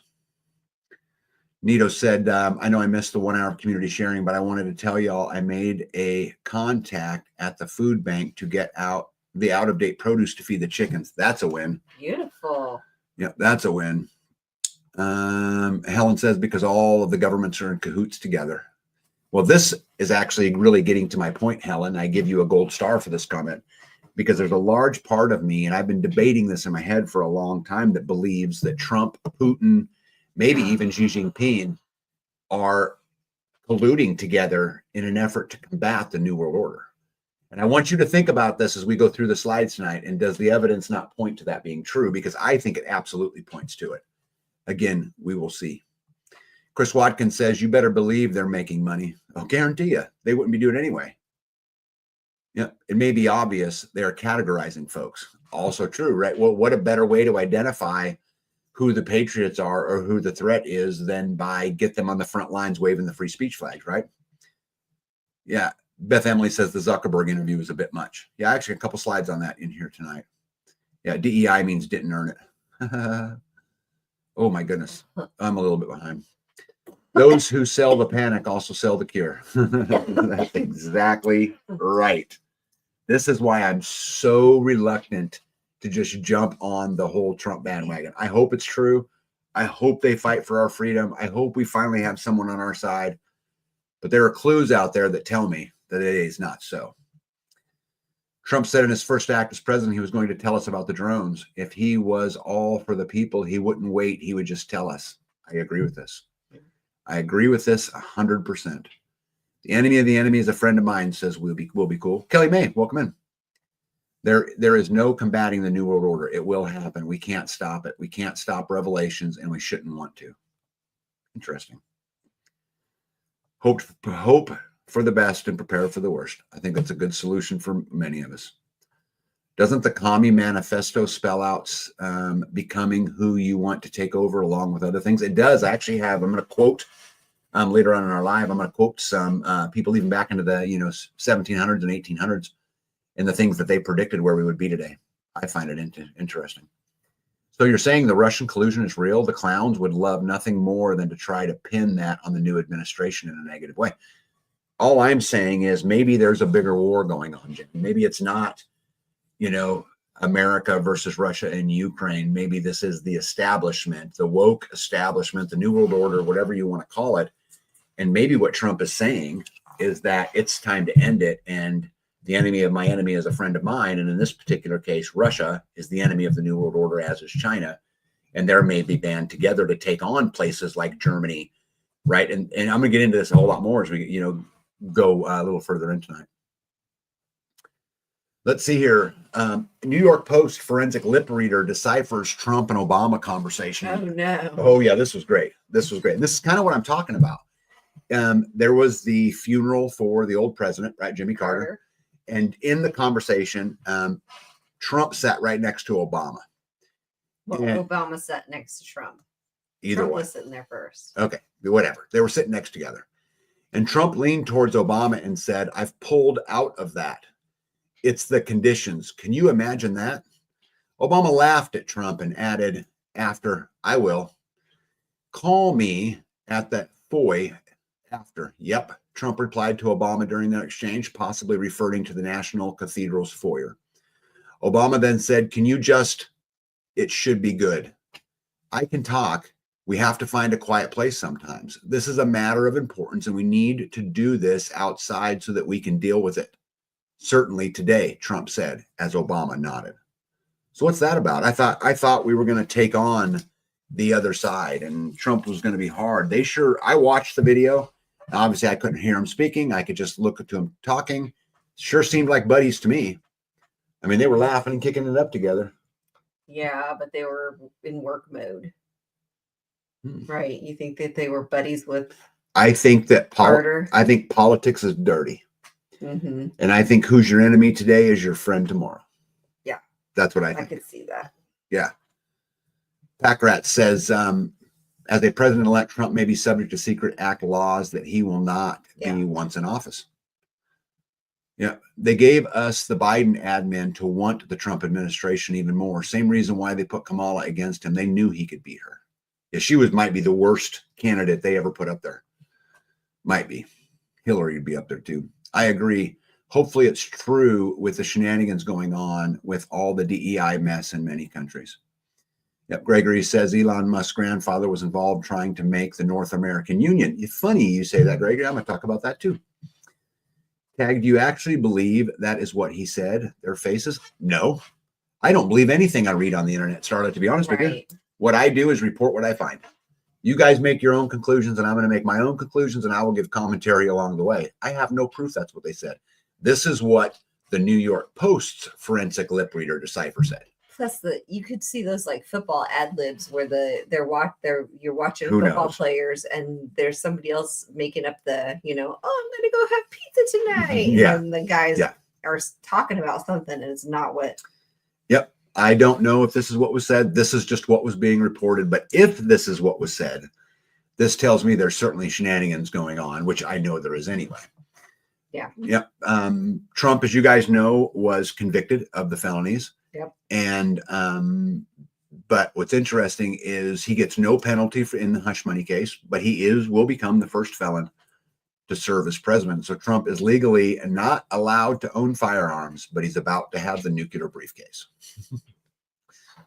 Right? Alan Dershowitz went on to say that he will appeal to the Supreme Court, and the Supreme Court will take the case. And once the case is taken on its merits, he thinks it will be reversed anyway, and it really doesn't matter. Trump has been just sentenced to an unconditional discharge in the criminal hush money case. So unconditional discharge, but he is formally convicted on 34 counts. And Jen says, I love those bad lip reading videos. Yeah. Yes, and I did notice, conservative friends, that Big Mike did not attend. They said that she had a conflict of interest and she was on vacation in Hawaii or whatever. Will Be Cool says, this is why we prep. 100%. Think they should make a pre-pardon for anyone that just so happens to frustrate the judge in the Trump New York trial. I don't like the pardon idea. The problem is you have political enemies and people do things for political reasons. Look at all the J6ers who are in jail. And yet the mobs that, burn down buildings, when, what was that guy? George Floyd was killed. They don't get it. Yeah, they don't get anything, right? They don't get anything. Drive me crazy. Back to my point about colluding with Russia. Breaking report emerged that Trump has a deal worked to purchase Greenland. I don't know if you guys have read this. And it goes far beyond Greenland. For his own use or what? No, for America. Yeah. Trump trades isolationism for expansionism. Donald Trump's declined to rule out the use of military or economic coercion to gain control of Greenland and the Panama Canal, ratcheting up his campaign to expand America's global footprint. I do find it fascinating that Trump, and I've heard him say it many, many times, that we got to take care of America first. And yet a lot of the talk going on this week is about them taking over Greenland, Canada, all these different places, to include the Panama Canal. Now, there's a lot of theories that go on to why he would be doing this, and I'll share some of them with you guys. See here, Pete says, not sure you heard about all the winds we have here on the left coast, and we haven't had power in 3 days now, so prepping pays off, and keep prepping. Yeah, I'm going to talk a lot about what's going on in California. I have a lot of pictures and stuff to show tonight, Pete. Let's see here. Starla says, Mike is scared of Trump. The judge ignored and got thrown off the case. Let's see here. To get everything here. Yeah, so anyway, he wants to take over Greenland. What he's claiming is that it's of strategic importance to the United States. And the Comedy Act continues. Trump Jr. landed in Greenland. Him and Charlie Kirk were at Greenland talking to the people. They were all wearing MAGA hats. Yeah, they all want to be part of America. It looked totally staged to me, but who knows? President Trump just announced that he will place massive tariffs on Denmark if they don't immediately relinquish all control of Greenland. We need Greenland for national security purposes, or maybe natural resource purposes, right? Let the 3D chess commence. So yeah, the evidence, that's a whole different one. Sorry. Canadian politicians are now responding, and they're threatened to take California and Washington. So anyway, the reason I bring all this stuff up, and I've got a few more slides on this, either he's serious and we need Greenland for national security, which we've never had it, right? And Canada and, all the stuff on the 51st state and all of that stuff, or he's just trolling them, right? Which would be a great case of trolling. Because what they'll do is they'll start responding. We're going to start building our military. Trump's not safe, which is all he which in the beginning is what he wanted them to do anyway, in order to support NATO's efforts greater. Welcome to the Gulf of America, says Benny Johnson. And this is what's kind of being proposed, is that the northern colonies of Canada, which would become the 51st state, Mexico, and Greenland. And I found this map super interesting, and it made me think to myself, wait, I've seen this map before. I'll show you guys in a minute. Dr. Jane Ruby, I think, said it really, really well when she said, we don't want Canada. And I agree with this. Why would you want to bring on more wokeness? That country's a mess, right? I mean, it's an absolute mess. Why would we even want that? But in reference to Greenland, they go on to say that if we gave every Greenlander $1 million, that would total $57 billion, less than a third of what we've given to the Ukraine. It takes a 51% vote from Denmark. So what they're suggesting is go tell the people we'll give them $1 million a piece to become an American. They'll vote 51% to split from Denmark, and then they can join the United States of America. Yeah, Starla said, I think he's actually trolling Putin. I'm not so sure of that. Pizza Squatchy, my daughter has had all of her classes canceled for the winds and no power. Yeah, we haven't had any school or anything around here either. And you guys are going through hell over there. It's heartbreaking. Oh, sorry. Yeah, will be cool says Canada has so many resources. It does, but man, talk about the problems it would be. Canadians are not super nice people. I've never met a angry Canadian in my life, but man, they got a lot of problems. We can't manage the problems we got here. What makes us think we can manage, more of them? Breaking, the European Union will not tolerate the takeover of Greenland by the United States, France says. Europe is a strong continent and won't be intimidated. It's warning Trump against threatening the bloc's sovereign bodies. So why would Trump, just out of curiosity, why would he turn on allies? Because he's threatened Britain, he's threatened France, he's threatened Canada, he's threatened Greenland, he's threatened a lot of them. Why would that be? We're on the brink of World War III with Russia and China, and you're threatening your allies. There's something more to this story. I'm guessing the only theory that makes sense to me is that Putin and Trump, maybe Xi Jinping, are trying to take on this bigger thing of the New World Order. I don't know. Dana Rydell says part of the 10 kingdoms. I'm going to talk about that too, I think. I saw several posts from Greenland residents that allegedly want to be part of the U.S. Saw a lot of them on X. I've seen a few too. Yep. Eagle Lover says they owe us so much money. Yes. We are talking about Greenland instead of his cabinet pick. Probably planned distraction. Great point. Again, is he trolling? Right? That's why I like talking to Mo. Smart dude. Mm-hmm. Yep. All right. So we talked about, right, the North American Union or whatever. So in 1942, here's a map of the New World Order, right? This map shows Greenland, Mexico, and Canada as part of the United States of America. Published in Philadelphia in early 1942, this outlined the post-war New World map, proposed a reorganization of the world following an Allied victory over the Axis powers. And what's interesting, I think, about this map is exactly what Trump has been talking about. Canada, Greenland, and Mexico are included in this map. And so as I dug into this a little bit further, in 1871, Albert Pike, who was a 33rd degree Freemason, wrote in his infamous book, The Morals and Dogma, about World War II, 68 years before it happened. But he also wrote about World War III being a global war between the Zionists and the Islamic world. He went on to say that the Third World War must be fomented by taking advantage of the differences caused by the adventure of the Illuminati between the political Zionists and the leaders of the Islamic world. The war must be conducted in such a way that Islam and the political Zionists mutually destroy each other. Meanwhile, the other nations, once more divided on the issue, will be constrained to fight to the point of complete physical, moral, spiritual, and economic exhaustion. We shall unleash the atheists, and we shall provoke a formidable social catalyst, which in all its horror will show clearly to the nations the effect of absolute atheism. This was written a long time ago, but it really kind of lines up a little bit, doesn't it? 1871. In 1871.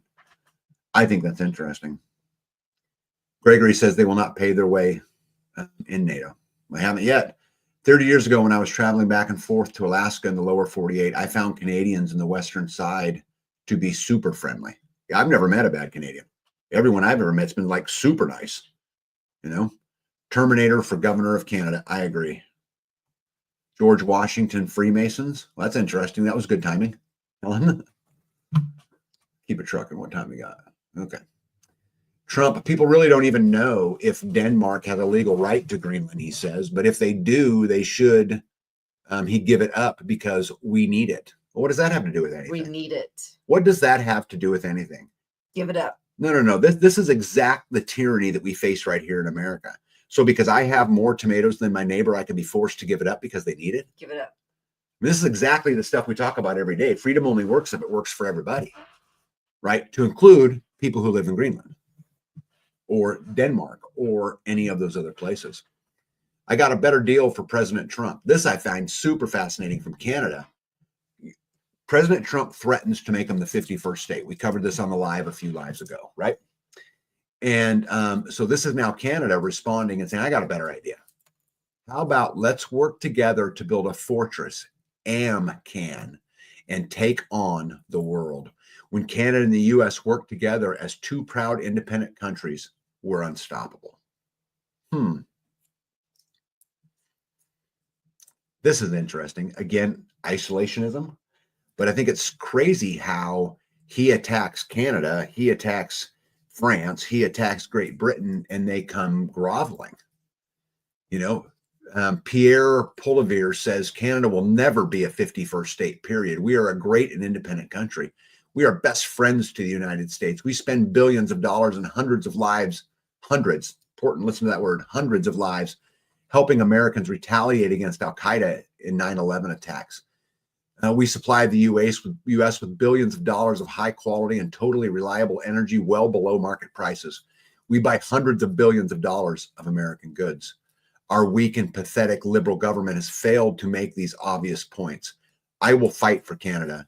When I am prime minister, we will rebuild our military. So this is what I was talking about before. Is he just trolling them to build their military? Does he know something we don't know? Right?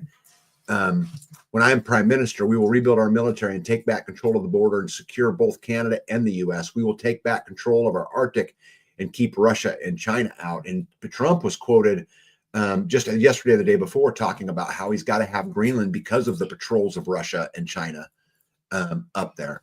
We will axe taxes, slash red tape, and rapidly greenlight massive resource projects to bring home paychecks and production to our country. In other words, we will put Canada first. Oh, where am I at? Did I miss anything here? Helen says the pyramid on the back of the U.S. $1 bill. Yeah, George Mason was a Freemason. George Washington was a Freemason. Senator Tommy Tuberville says we got to take the Panama Canal back. Yeah. We got to do something, because if we were to happen to go to war with China over Taiwan and they were to shut down the Panama Canal, we'd have to go 8,000 to 10,000 miles just to get things back into the war zone. Now, this makes sense to me. I mean, if we were on the brink of World War III, or if they really believed, and by the estimates that I've heard from people inside the government, they think we're 5 years away from World War III with China. If that's true, this makes perfect sense. You'd want to secure Greenland. You'd want to secure the Panama Canal. This would all be strategic, right? Makes sense.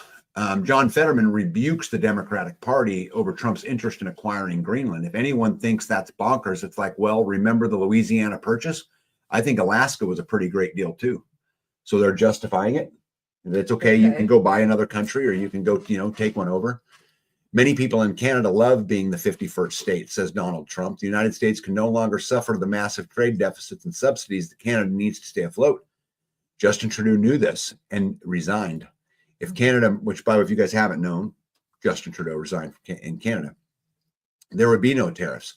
Taxes would go way down, and they would be totally secure from the threat of the Russian and Chinese ships that are constantly surrounding them. Again, we have a bad guy. Crazy. Let's talk California. You guys, I'm sure you guys have been watching, just the kind of people that you guys are, but California is burning. And Los Angeles specifically, or the areas around Los Angeles, have been burning. People in LA are not exaggerating when they say the fires from the Palisades fire are around 20 to 30 foot large. And as you guys can see the picture in the right hand, they were absolutely every bit of that. What on the earth is just captured on Fox News. And this bottom picture you see, it looked to me, and I watched it. Again, it's not a video, so I had to just kind of snip clip it. But there was actually, it looked like a missile flying across the sky. From Fox News asking what, or smoke. Yeah, seeing what it was. Nito says several of our presidents were Masons. Yes, they were. Justin Castro said he would resign once they found a suitable replacement for him, and then sent Parliament home so they couldn't even vote on a replacement. Yeah, sounds like politics, right? Right. Barbara S. says, my husband and I lived in Los Angeles with all the fires. We had our electricity out for 25 hours. Our son had end-stage ALS on life support. We have a generator, and it saved his life. Oh, my goodness. Wow. Ouch. I'm a free and accepted Mason. No big deal. Lots of oil under the Palisades, and many folks don't know Diddy's had homes there. Well, a lot of people had homes there, right? Well, Anthony there was Hopkins. all kinds of tunnels in those houses Well, too. in the museums, and Yeah. there's a lot of people there who have lost their homes. A lot of well-known people. Anthony Hopkins, Yeah. was one of them. Not Bruce Willis. In The Patriot, what's his name? The main guy in The Patriot. Mel Gibson. Mel Gibson. There you go. Let's see here. Dan Ardell says, my niece lives 2 miles from the evacuation zone, but left because of air quality. Gregory says Greenland is a strategic location to the Northwest Passage, just like the canal is to Central America. Yeah, well, except there's a problem, and that's that Greenland don't belong to us. That's like me going over to my neighbor and saying it's of strategic importance. I get your hayfield. I will take this. I mean, come on. This is just not okay. Not okay in any way. Now, if the people of Greenland want to do it, support it 100%. And here we go. I'm putting up the St. Croix hair sheep from Squatchy, his channel again, you guys. Please go subscribe. Sons of Hacks says, fires in LA meme I saw. Best I can do is $750 picture of Rick from Pawn Stars. Yeah. Well, it'd be interesting to see how they offer the people in the hurricane down in North Carolina $750, have given them almost no resources, have completely bailed on them, and left them out. How much attention California get? Let's see here. Los Angeles fire hydrants are out of water, they said, because the county refused to refill the reservoirs. I seen an interview with Biden today where he said, and it's so stupid, but he says that the power was cut off because they don't want sparks and stuff from the electrical lines causing additional fires. But in cutting the power off, they also can't pump to the water pumps. Right. What kind of genius comes up with that? No. I found videos of people being evacuated out of hospitals. I found videos of people being evacuated out of high schools. And then it come to learn that because of the laws of California, many insurance companies pulled out of California, places like State Farm and Progressive and Allstate, because of the regulations. I didn't hear all in that. California. Yeah, so a lot of these people who are going to lose their I house. heard about State Farm, but I didn't. So the same thing. It was about fire insurance from the others. Well, it's about regulations, how the regulations are so tough on them. They don't want to do business there because of the wildfires. They can't make any money. And so they pulled out of there. And so a lot of these people aren't going to have insurance, which means what they're going to be left with is a bare lot, right? It's going to be quite a buying opportunity for somebody. Yeah. Right. Right. Oh, yeah, perfectly. Jen says, but the good news is I'm a great grandfather. Yeah, he said that on the conference. Yeah. So crazy. Let's see here. LJC says S2 Underground today said that the federal government has pledged the money needed to help California, but was kicking the North Carolina folks out of their hotels with the big storm coming. Yeah, they let the hotel vouchers expire for those poor people in North Carolina. So now they're going to be kicked out just prior to the storm coming in. I also read that. Mo says they could totally ignore the damage, just need to put Trump signs in everyone's front yard. Love runs rampant. Welcome in. Said late bath because of dirty small children. Yeah, kids can be like that. Oops. Let's see here. President Biden, he was also forced to cancel his trip because he felt like he needed to direct the rescue efforts. When I lived in California, I never understood how a state surrounded by oceans could have droughts. Democrats want to invest in desalination plants, but because of the droughts, help them push the climate change narrative, so they never did. Actually, one of the major insurance companies canceled all of their policies in our neighborhood about 4 months ago, says James Wood, the actor who actually lost his home. It looks like people panicking and ended up blocking roads, wrecking cars, stacked up and abandoned. Doesn't look good for those who live there. Elon Musk went on to say that these fires are easily avoidable, but no nonsense regulations in California prevent action from being taken. So year after year, homes burn down and more people die. Los Angeles recently appointed its very first LGBTQ fire chief with the goal of recruiting more women and gay firefighters. This was fascinating to me because I watched some interviews with her, him, whatever, and they said that their priority would be the DEI initiative. Yeah, Paradise Stanley for the win. I'm actually going to cover this. You're just beating me to it. What a great way to get a bare lot for a 15-minute city. Yeah. Yep. Hey, JB, how you doing? I thought the reservoirs were up to 130% full from all the rain they got last year. Well, the big reservoir that they would have used, they said, was under maintenance until they had it drained at the time of the fires. Let's see, JB says, a bare lot full of debris. Where will they take that? Yeah. I'm going to beat you to it, Ghetto. I'm just going to move right to it. California, 8 years ago, the California voters passed a $7.5 billion water bond in 2014, and yet nothing has been built. Yeah. 8 years, and they haven't completed any of it.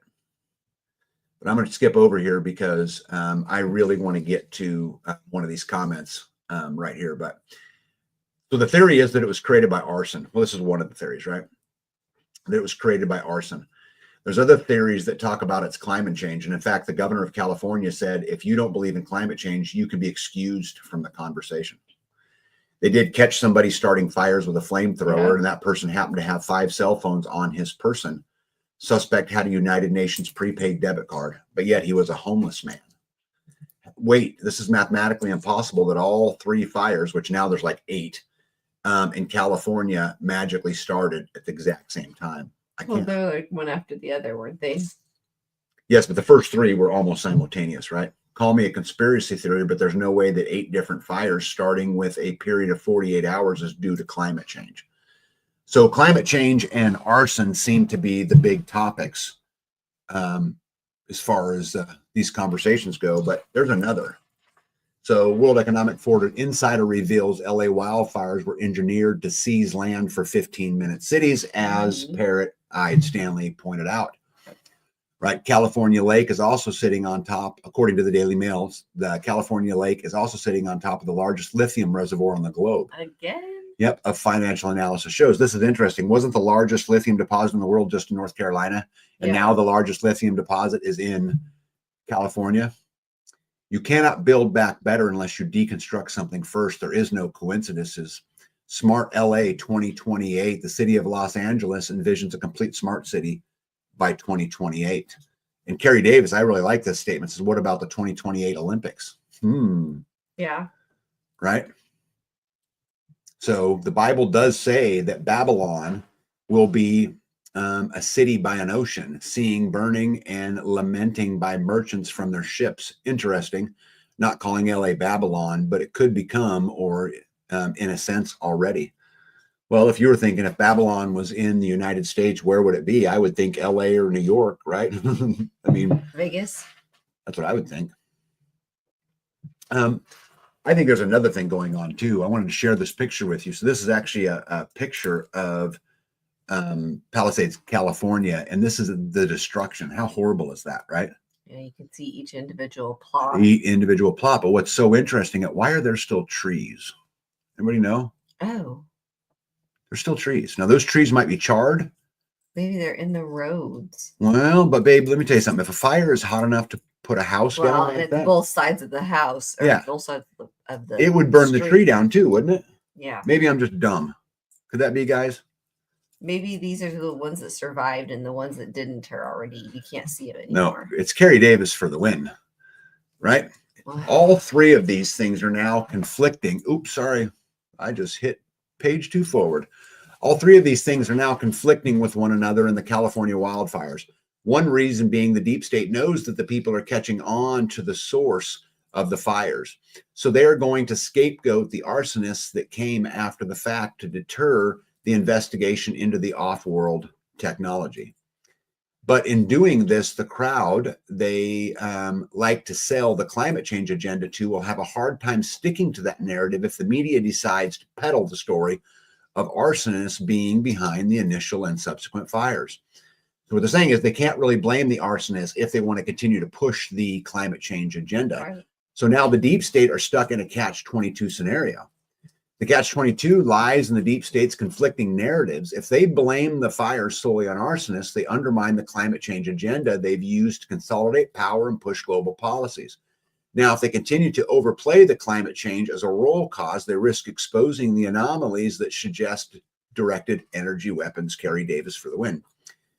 Or other advanced technologies were involved, technologies they cannot publicly acknowledge without unraveling their covert programs. By scapegoating arsonists, they attempt to shift scrutiny, but this creates a cognitive dissonance within their base, which is something they lacked the foresight on. How can fires be a result of human malice and a global climate emergency? This contradicts and threatens to fracture their narrative, leaving the public questioning both explanations and forcing the truth closer to the surface. And people will start putting 2 to 2 together and realize the game that's being played. According to concerned citizens, although I cannot verify this, this was a picture over there in LA, and that is a directed energy weapon. And as for you guys who know, I know a little bit about this. I studied this. I spend a lot of time of my life in energy weapons. So this could possibly be the answer. And guys, I know I have missed a ton of comments. You see here, Starlight Oak says trees burn hotter than anything else. You would have a hard time convincing me that a house could burn completely to the ground with nothing left, ashes. The cars in the driveways would melt. The aluminum rims would melt, and yet the trees would be okay. Yeah, that kind of seems a little odd. Yeah, another reason not to live where your house is so close. Well, there's a lesson here too, even for us who live on farms. Cut your trees back. Don't let anything be super close to you in an effort to do it, right?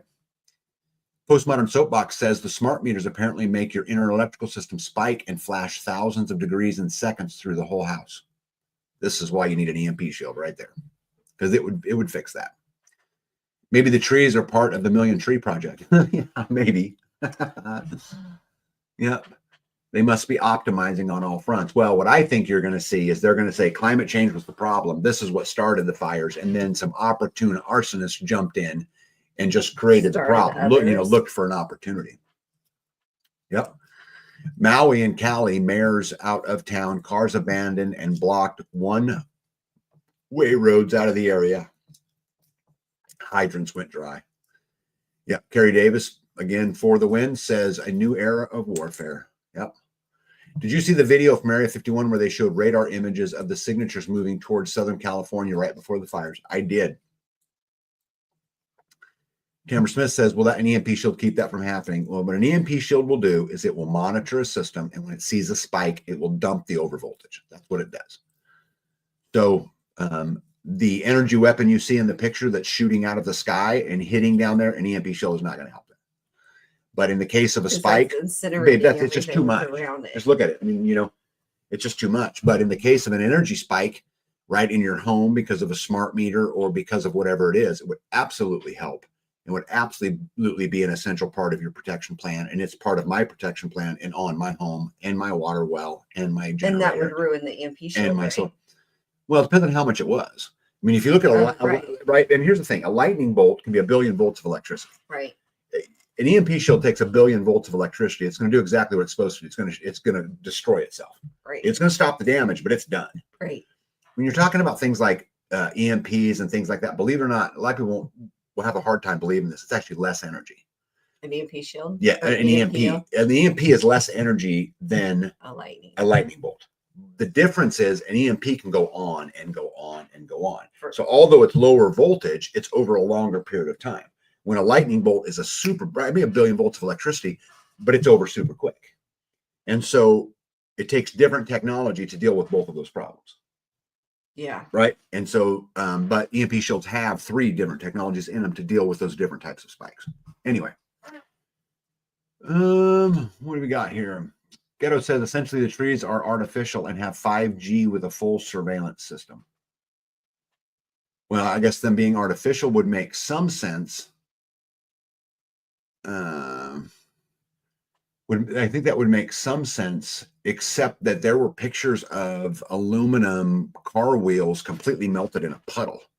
So you can't tell me that wouldn't have impact. That was the wheels. It was a wheel. That silver liquid on the road. It was aluminum from a wheel. There's no way that a metal tower or an aluminum tower sitting there with a surveillance system. I don't get it. Yep. Don't forget, no one was notified that the fire was coming. Of course, right out of the Maui playbook. Yep. The winds have been so bad here that they are saying it will pick up again next week. I hope they get it under control.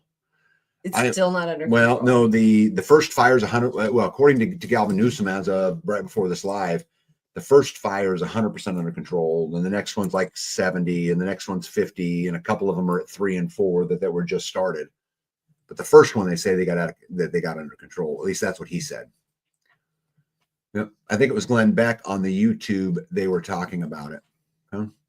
The more havoc that is done to our nation, the more it makes Trump look good when he comes to clean it up.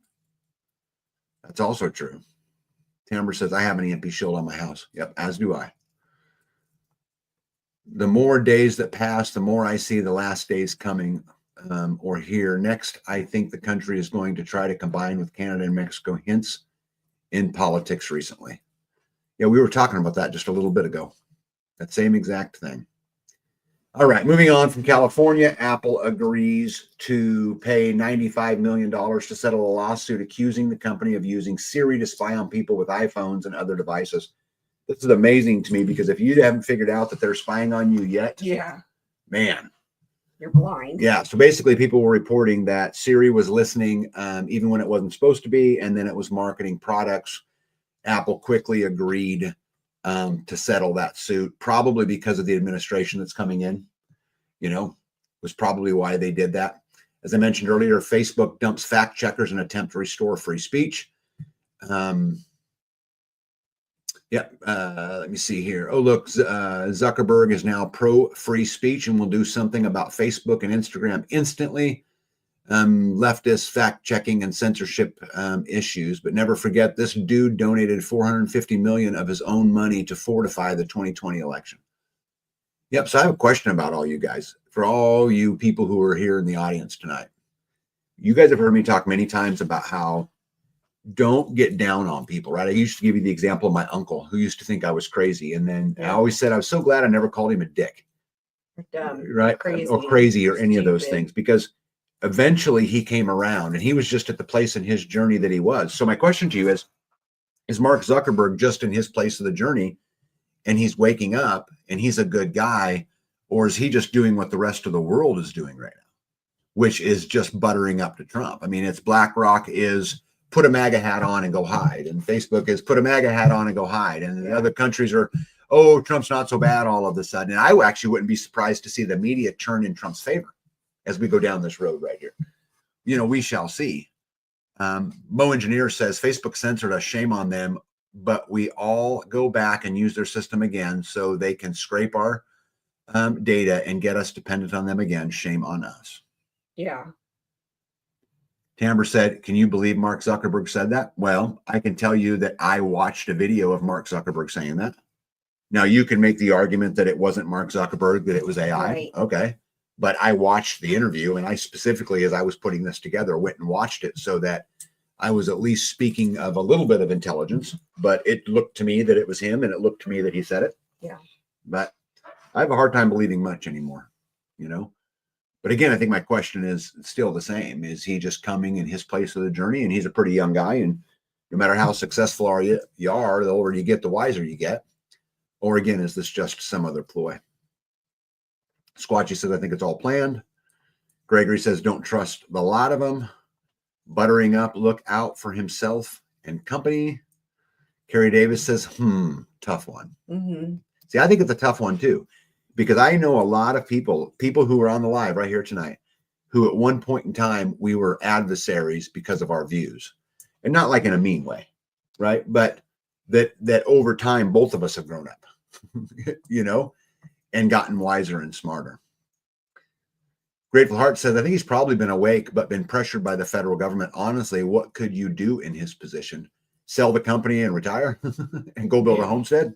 I don't know. Pull out. A tree doesn't burn completely down because of its thick bark, acting like a protective against the heat, preventing the fire from reaching its living cambium layer beneath. The fire was fast and hot. Yeah, but it blew right through. I don't know, though. I mean, I get this, and Sons of Hacks is smart. I mean, he knows what he's talking about here, but it sure seems to me if it was hot enough and there long enough to burn all those houses to nothing, to melt wheels on cars, that some of those trees would have been down. I don't know.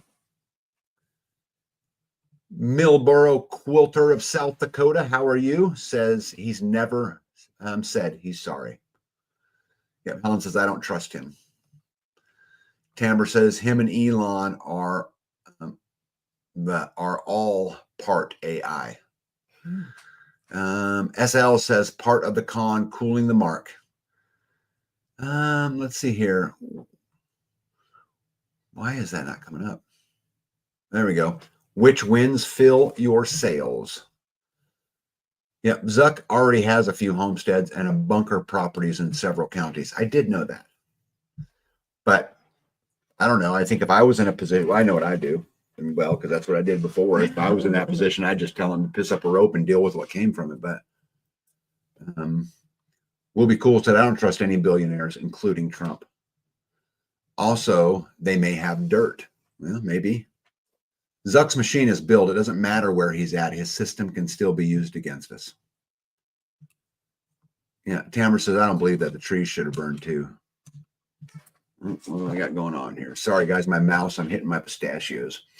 Anyway, Zuck is the deep state. He is a Rothschild. I think a great grandparent or something like that. The story of him starting Facebook in his basement is fake.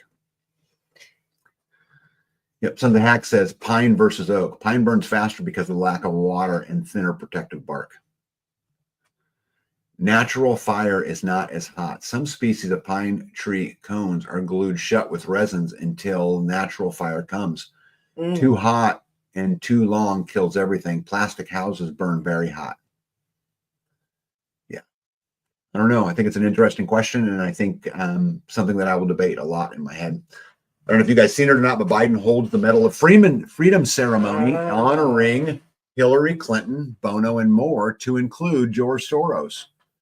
So I don't know how you guys feel about this, but I think, Hillary Clinton, as I will quote her at one time, said, at this point, what does it matter, as we betrayed, those soldiers in Benghazi that day.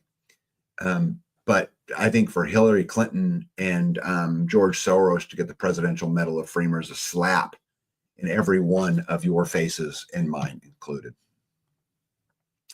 British Prime Minister Keir Starmer is considering cutting ties with U.S. unless Donald Trump will distance himself from Elon Musk. And you guys know in England right now, they're arresting people for putting out bad tweets that are anti-government or, about the government in any kind of way. The English police will hunt down and try to arrest Americans who post memes about England. They don't want any critical anything about the government posted. British police and psychologists showed up at this man's house because he had posted a social media post that said, Christians must stand up. So you can get arrested over there for Christians must stand up. Could you imagine if they tried that here in the United States? Oh my goodness. Let's see here. Lots of eucalyptus trees and pepper trees in Southern California. They burn hot. We burn lots of that wood when we live there. Why would anyone honor Hillary Clinton? I don't have any idea. Right. Justin Trudeau, as I mentioned earlier, has resigned. He framed himself as an honest, caring, and compassionate leader. He was not. He falsely smeared the critics as Nazis. He justified freezing bank accounts using fake intelligence, and he spread disinformation while demanding censorship. Let's dig in. I think this is really interesting because, they've had the no confidence vote in Germany, right? They had no confidence vote in France. Justin Trudeau resigned. And I think this further bolsters the idea that there are forces at play here. And again, I think quite often laying in bed at night, is this really something else behind the scenes where the woke New World Order of France and Great Britain and Germany and the Bidens and the Clintons and, all of these are now behind the scenes and are at war with, Trump and Putin and whoever else, right? The guy in Argentina. Not really aliens, but. Not really aliens, and it's really not even a geographical war, maybe, as perhaps it's an ideological war, right? And you've got these big forces that are colliding. And if that's true, we're all in big trouble, right? I mean, we're all in super, super good trouble. Let's see here. A good example is pictures of forest fires. A lot of standing, burned, and charred trees, mostly because of the speed of the wind. Let's see here. They placed Trudeau. I wonder where they're going to put him. I wonder who they're going to replace him with. Right? So are they going to go through an election? Maybe. I also found it interesting in the theory that we're talking about that the United Kingdom has completed training of 200 Ukrainian pilots who will fly the F-16s. Lockheed Martin secures 11.7 billion contract for 145 more F-35 fighters, and China's J-36 and J-56 generation jets crush Lockheed prices by 14%. So China is now offering to the world the first 6th generation jet at a discount to be cheaper than the Americans' F-35. Macron urges new European military coalition. So Macron, the leader of France, says that Europe needs to get together and build its own army, and basically screw the United States. And again, this might just be a ploy. Trump's been trying to pump them up to build up their own so we don't have to be the ones that bail them out all the time. But France, the plan basically is to create a European army with France, with members from France, the UK, Italy, Poland, Germany, and the Baltic states, or whoever wants to get in. Sounds like an arm race to me. And it also really seems interesting to me that it would be the New World Order, those woke kind of countries all kind of trying to combat this. It kind of lines up to my theory. I don't know. We're going to see what happens, but it sure seems to me if that's lining up. What's going to happen if you're true, if you're right, how long do you think that'll take? Well, I think what happens is it just progressively gets worse and worse and worse until we end up in World War III. Yeah. And then the victor is going to win, and we're going to come out of it one way or the other. Yeah, with a bang. Yeah, remember when we invaded Iraq because of weapons of mass destructions? One of the big fears is always, okay, so you go replace Saddam Hussein with whom? Right? This is why the conventions of states always worries me. If we get into a habit of let's all get together and let's edit the Constitution, well, what comes out of it? Yeah. Well, let's edit the Constitution to take away free speech. Or to just say free speech is okay as long as you're not critical of government. Why don't we edit the Constitution to say, you have the right to bear arms if it's only a shotgun and you keep it in your house? So what comes after? Anyway. It's over 2 hours. Okay, I'm going to do this last slide and we'll get out of here. First U.S. bird flu death reported in Louisiana. So the first bird flu death, this is becoming a bigger and bigger thing. Alex Jones reports pandemic 2.0 is here. The NIH claims first Americans died from bird flu. The Black Death vaccine, according to The Sun, is being developed amid fears the disease could return and kill millions. So they're already working on a Black Death vaccine. Researchers backed by Bill and Melinda Gates Foundation have developed a new method of delivering malaria viruses using genetically modified mosquitoes. That's pretty cool, huh? No. Imagine if you could deliver a vaccine through a mosquito. Or lettuce or dust. Yep. Bill Gates develops tech to force jab humanity with bird flu mRNA with or without consent. Also, so you guys know, China has got a big old thing coming on. There's a respiratory illness that's been raging around China, and it's starting to show up in Great Britain. I think I actually have it on the next slide. I know that I said that'd be my last slide, but yeah, here we go. So the HMPV illness in China, there's been a big outbreak. And we'll see kind of what happens to that. I want you guys to know I'm monitoring it every single day to see if there's anything to it. But it sure seems to me like we're in a big old mess, right, on every single front. Guys, I had about, I don't even know how many more. I'll go 1, 2, 3, 4, 5. I had a bunch more still. Slides. Anyway, I'll remove them. But let's get out of here, babe. What do you want to talk about? What do you want to leave all these fine people with? And then we'll get out of here. Yeesh, I think with all this craziness, we don't even know what's true, with all of the stuff that's going on. I think that we should just don't be distracted, just stay on course, grow your own food, process it, preserve it, store it, eat it. If we can't trust the stuff that is being offered to us at ridiculous prices, by the way, we have to be able to take some of that back and be sustainable and do the work for ourselves. They're not going to do it for us. Even with the, Trump coming into office and the whole make America healthy again, I still think that, the choices that they're going to, I want to just be able to have a tomato that is just grown with minimal inputs, right? Like back to the Buffalo Seed Company whole motto, the minimal inputs, a sustainable seed, doing it ourselves, and get what you need now. Like, don't wait. Yeah, I would definitely make sure you're spending time making sure you've got enough seeds for the spring and all that, and get them now.